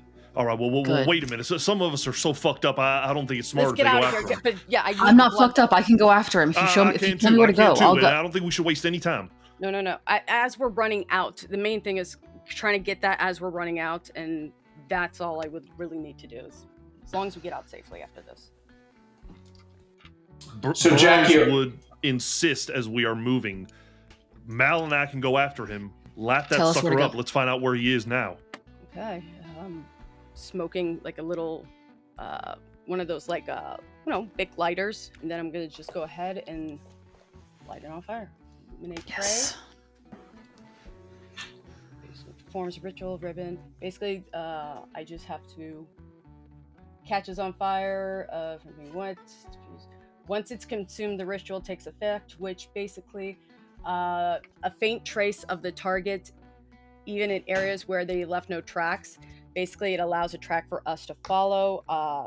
The caster must make an intelligence plus survival against a roll difficulty of 6 minus the margin of ritual test. Can you send that to me just so I can see that roll? Gladly. I'm going to send it to you right now. But, Niles, yeah. how are you doing? You feel like you could pick up another fight or no? I'm at 7 superficial. I could. I'm always down to keep fighting. Do you have that? I haven't knife taken- still. I want that knife. Basically, if we get When you this, pulled it out gives of me. us 24 hours of like this light to follow. So it would give us time to at least reheal. Yeah, you can have that knife here. Thank you. So if me, Mal, Niles, could I take that paper from you, Jackie, and I could use it? It'll just give us a light where to go? Yeah. Yeah, it supposedly gives us at least a white ribbon of like where to trace him. Get Raguel and get Sybil It may back be somewhere that they can start. right. Go Getting better? home. You can go to the church, you can go to the club, it doesn't matter. Just so you guys know, this is for 24 hours. So if you did want to wait until tomorrow, the tracks would still be there. I don't know if we have until tomorrow, because if he goes to his daddy, we're fucked. Unless it's like 5:30 in the morning, I think we're going to still go after him. Actually, what time is it, Caleb? It's about 3 in the morning. Oh. He's running out of time too, right? Exactly. He has a head start, though. He's What got a we head can start. do- We're Before guessing he- where he's How about headed. this? sun We- rises. his Either eyes way- still be- Yes. Could I get Jackie to roll an intelligence survival roll to see if she can even pick up the tracks? Yes, Okay. that's Yeah. It's a DC of 2, so it's not like it's a big deal. Intelligence survival. Rita, thank you. And it shows you every track he's done for the last day. So it's going to show you where he's been as much as it's going to show you where he went. Got 2 successes, but I'm gonna burn one of my. Beats it, But you beats just it. needed to. Oh, Yeah. just 2. That's right. Yeah, 2 successes. Thank God. I thought it was 3. Okay, yeah. There is a faint line, almost like a ghost of a strand of blood, like a thin vein that appears from that rag in Jackie's hand. And you can see it just zigzag all around in the direction of the silver dollar. I imagine you guys are a couple access tunnels away in a safe room that Raguel has set up for you. But just looking in that direction, even through that, your guys' sight can sort of register that a lot of movement from him in the last day has been through the silver dollar. But you do think that with the survival tracking roll that Jackie just did, that Jackie is the one that can read these bloodlines in the phrasing of the ritual, could follow the front line to where he's gone off to. It looks like from where you are now, the future line, the line following where he's off to, is moving vertical from where you are, and then east. So, I'm sorry, southeast. Okay. Jackie, are you hurt? No, I'm actually pretty good for right now, but I am definitely. I think we getting swapped hungrier. Jackie for Niles. We Yeah. swapped Jackie for Niles. Niles, you need to rest. You need a room. Us 3 go, and you 3 go home. Okay. We could. I have another question. Yes. Quite a few things that all of you are carrying, including a $1.9 million spread across the 7 of you. Are the 3 of you going to take that with you to fight Adon, or is that getting passed Honestly, No, with take the it time with us. we I take, can do that. we should actually go offload, reset. If we have enough time, we can. Alright. But we have 24 hours. The whole point is we have that at least something. But we have a jumping off point right now. We know where he was. He was up on the roof, or he was So let's near go the drop top. This. Yes, but and look at all these stuff. Look at Should all this be stuff. able to carry the rest of the bags. The silver dollar is going to be locked down after tonight. Yeah. You're not going to So- be able to get back. Yeah, so if you guys no, I think that between the 3 of us, we should be able to carry the money back. So you guys go, give us the bags, and we'll meet back up somewhere else. Yeah, Caleb, I'm going to rouse the blood to Assist with the... add to my strength. Okay. And that's a success. Here's the thing. I don't even think you have to rouse, essentially, to blood surge. Between Sybil, Raguel, and Niles, you guys can get it all back. It is slowing your movement in case anyone is looking for you tonight. So, this is what I'm imposing as a storyteller, is the three of you are a lot more vulnerable as targets tonight. That's it. Yep. As long as you're comfortable taking that chance, I'm okay with it. Yeah. Yep. It's fine. Yeah. Okay. Beautiful. Okay.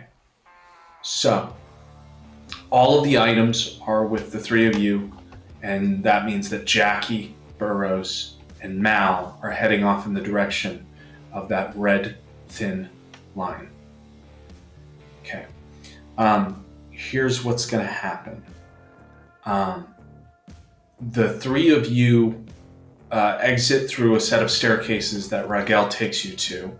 And I assume the other three with the very precious materials are probably going to stick to the tunnels. What's the idea there? Yeah. Okay. Yep, stick to the tunnels as tunnels much as as we can. And honestly, if I can get us to Mokur's Haven, just for the meantime. Okay. So let me get from the three of my pack mules, could I get a stealth plus dexterity? I want you to know that the added baggage, everything that's going on right now with the added duffel bags, etc., your dexterity is at a hamper here, so the DC is a little higher. Can my stealth against Kindred be applied here? Or no? Yes. Yeah. Because there's someone in particular that would be very interested in finding out where you are.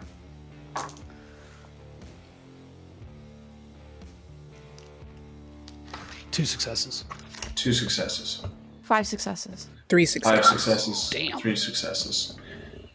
With Niles' margin, you pass the threshold. Without Niles, we would have been in some danger. The three of you are walking through those tunnels, following Raguel, and at one point, Niles, you hear something approaching some tunnels down the way to the north, around the corner from you, basically, trailing in your direction, as if maybe they picked up a scent on you. Is there anything you'd like to do to stop your compatriots there in the tunnel, as they're sort of moving on to take on to the next leg? Is there any, like, in these tunnels, is there anywhere we can kind of, like, kind of be pushed into a small space for a second that I can kind of usher them in there and, like, be back to whatever, to the main tunnel we were on, just to try to quiet them for a second? Yeah, you find this slice of grating that's against the wall there that provides this sort of almost underpass area. And you guys huddle in between and watch as the runoff water of this sewer system runs along. And would you like to take a look at all at your pursuer? I would like to. Okay. Niles, give me one last dexterity plus stealth. You are not at a hamper because you're standing still. So it's just a traditional roll.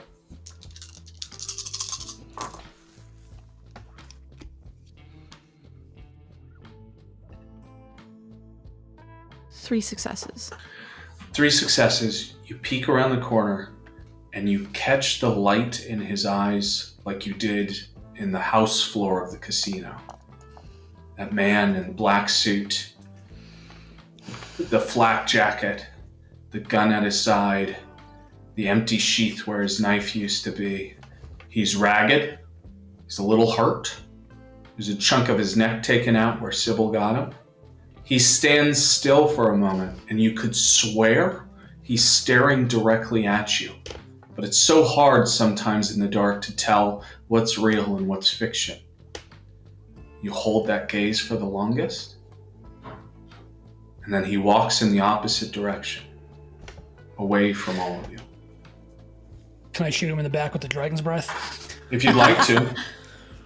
I would like to. Fuck this guy. We gotta kill him. Okay. As long as Eli and Zach are in agreement. Yeah, if we have the drop on him. Okay. Yeah. Cause we gotta take this dude out. So let me roll. I think the whole time we were like looking at each other, I was gripping his knife in my hand. With the 4 stake. successes, baby. 4 successes. Okay. Give me 1 second. Bomba clock. Surprise, I don't know motherfucker. No scope. I don't know why I said that. 360 no scope. Right out of the darkness. Shadow. 360 no scope, baby. I do imagine as you're carrying Sybil, you see this guy and throw her to the side, and she's just like on the side of the tunnel. You dead He'll set this her guy? down. He'll set her down. He's nothing if not nice. Yeah. I'm not mad at it. Gentlemen. Though. Oh shit. One-handed. Fucking, he's got Sybil in one arm, shotgun in the other. Fucking Terminator 2's that shit. Boom. Why the coffin? Love. Because he's a serious guy. I'm going to speak to Niles first, Yes. just because it's 2:51. Yes. Niles, there is a flick of his eyes in the direction of just past you, as if for a moment you can feel that he perceives someone else behind you, readying to attack him. You can see him sense your friends before they've even made the chance to shoot. Would we like to proceed with combat? I'm good if everybody else is. So you're saying that while I was looking at Pit Boss, there was somebody behind me as well. I am saying that while you were looking at Pit Boss also saw Raguel through a wall. Okay. I am saying that while he saw you, he also sensed, at least this is the feeling that you get, that you were not alone. And in fact, he could feel the attack coming. I think I'm gonna stage your hand. Or Okay.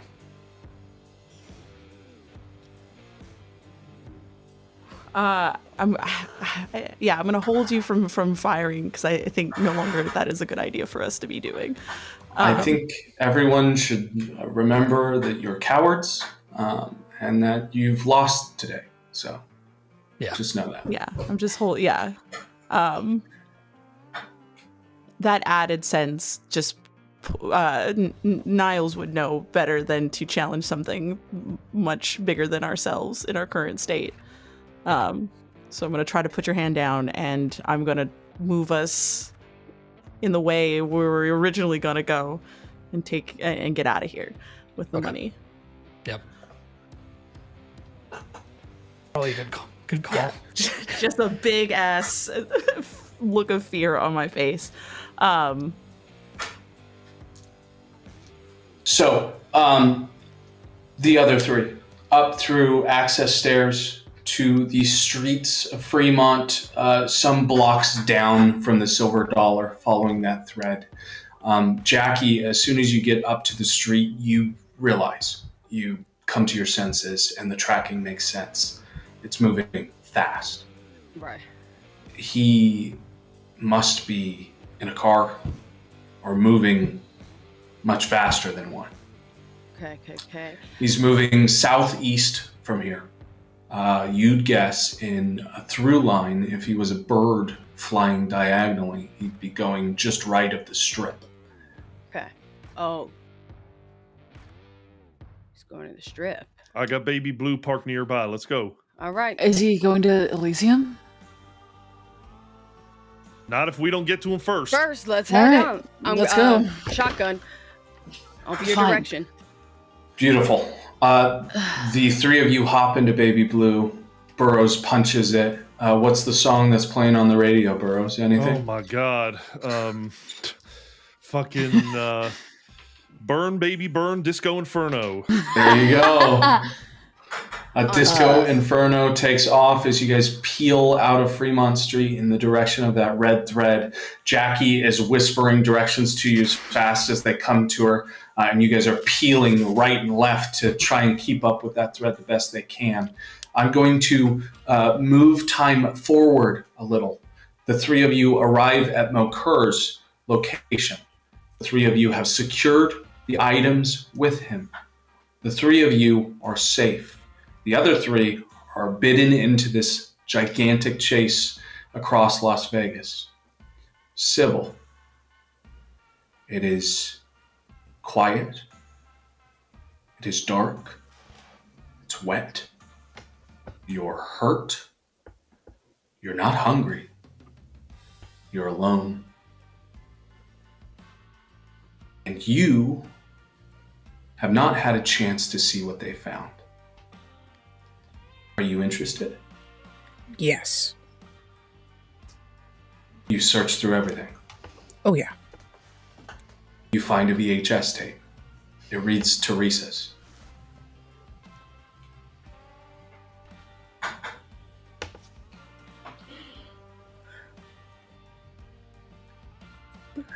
Take it. I don't know if it'll be a secret, but I will take it. Do you have any intents of watching it tonight? Yes. Okay. You need to find a VCR player. Doesn't seem like there's one down here. No, I don't think Mokur's a fan of tapes. And the sun is... go ahead. You think you could make it before dawn? You've got maybe an hour left. Wits plus intelligence, and I'll give you some good locations. Okay.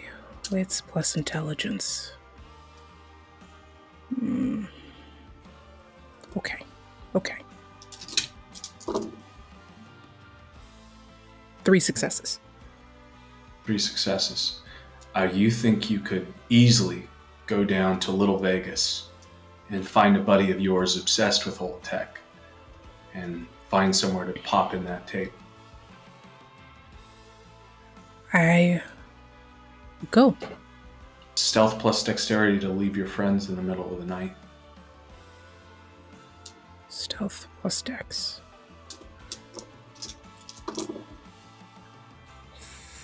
Oh shit, she crit. 5 successes.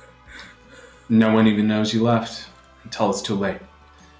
You cross, you move through the tunnels, you make it to Little Vegas. He sets you up in a room after talking your ears off about Hatsune Miku for maybe too long. Yeah. And on a dingy, cell-shaded tube TV with an attached VCR player. The tape is in your hands. The TV is on. The white noise is fuzzing while you make your decision. Do you put it in? Yeah. I think you can see the white noise of the TV through the hole in her head from behind her, and she watches. You pop in the tape, and through that same hole in your head, you are greeted with a face. Not the one you're expecting. The VHS is dingy, it's hard to see. There are glitches in the tape where it fuzzes and shades out the footage. It's a cell made of glass on a cement floor with a drain in the center that looks to be in someone's basement somewhere, perhaps, somewhere low. This is CCTV cameras set up in the corner, and that footage is shot directly onto the cell.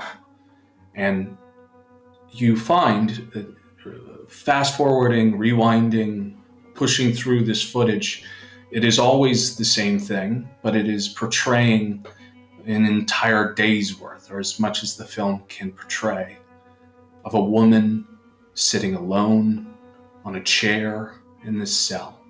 It's the only thing with her in there. She's completely alone. She's barely dressed. She's emaciated. She's confused. She occasionally talks to herself. She has long, dirty, blonde hair that has been ratted with mud, dirt. Her eyes are manic, and they scan the room constantly. And occasionally, she stares at the camera with an empathy that screams for help. It's one you're familiar with. It's one that tinges in the back of your mind, if you had any left, through the gun hole. You know what it feels like to be her. She must be a blood doll, or something like it.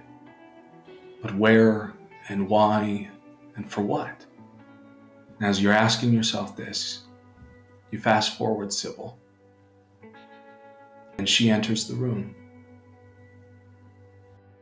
Brand new, pressed pantsuit, high heels. They click so hard you can hear them in the back of your mind, like they're right next to you, sitting there watching herself with you. She stares at the woman first, camera second, almost like she's playing politician to the people that might be watching. Her hair is perfectly curled, nails perfectly manicured. Her face is smooth and untouched and exactly how you remember her. She stares into the camera. She speaks.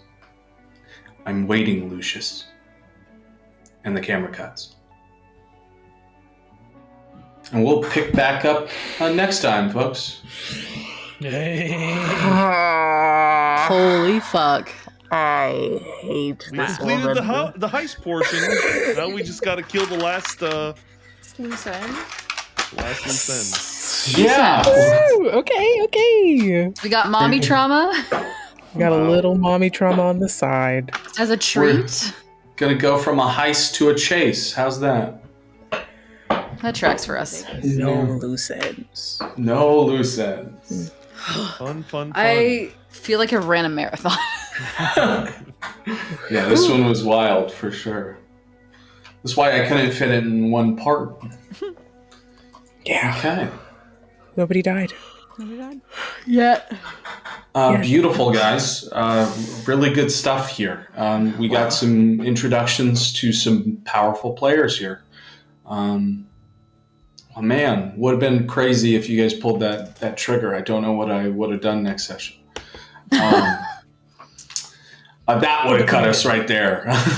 I truly was like, oh, I wanted to get to that videotape, but if they want to. Thank you, Eli/Niles. Yeah. You're welcome. Good timing. Yeah.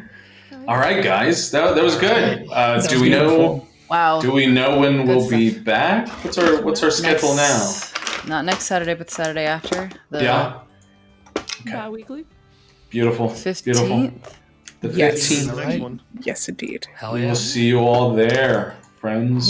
Thanks for coming by, guys. Thanks for Yeah, hanging love out. y'all. Sticking with us. Have a good Saturday. Love y'all. Bye.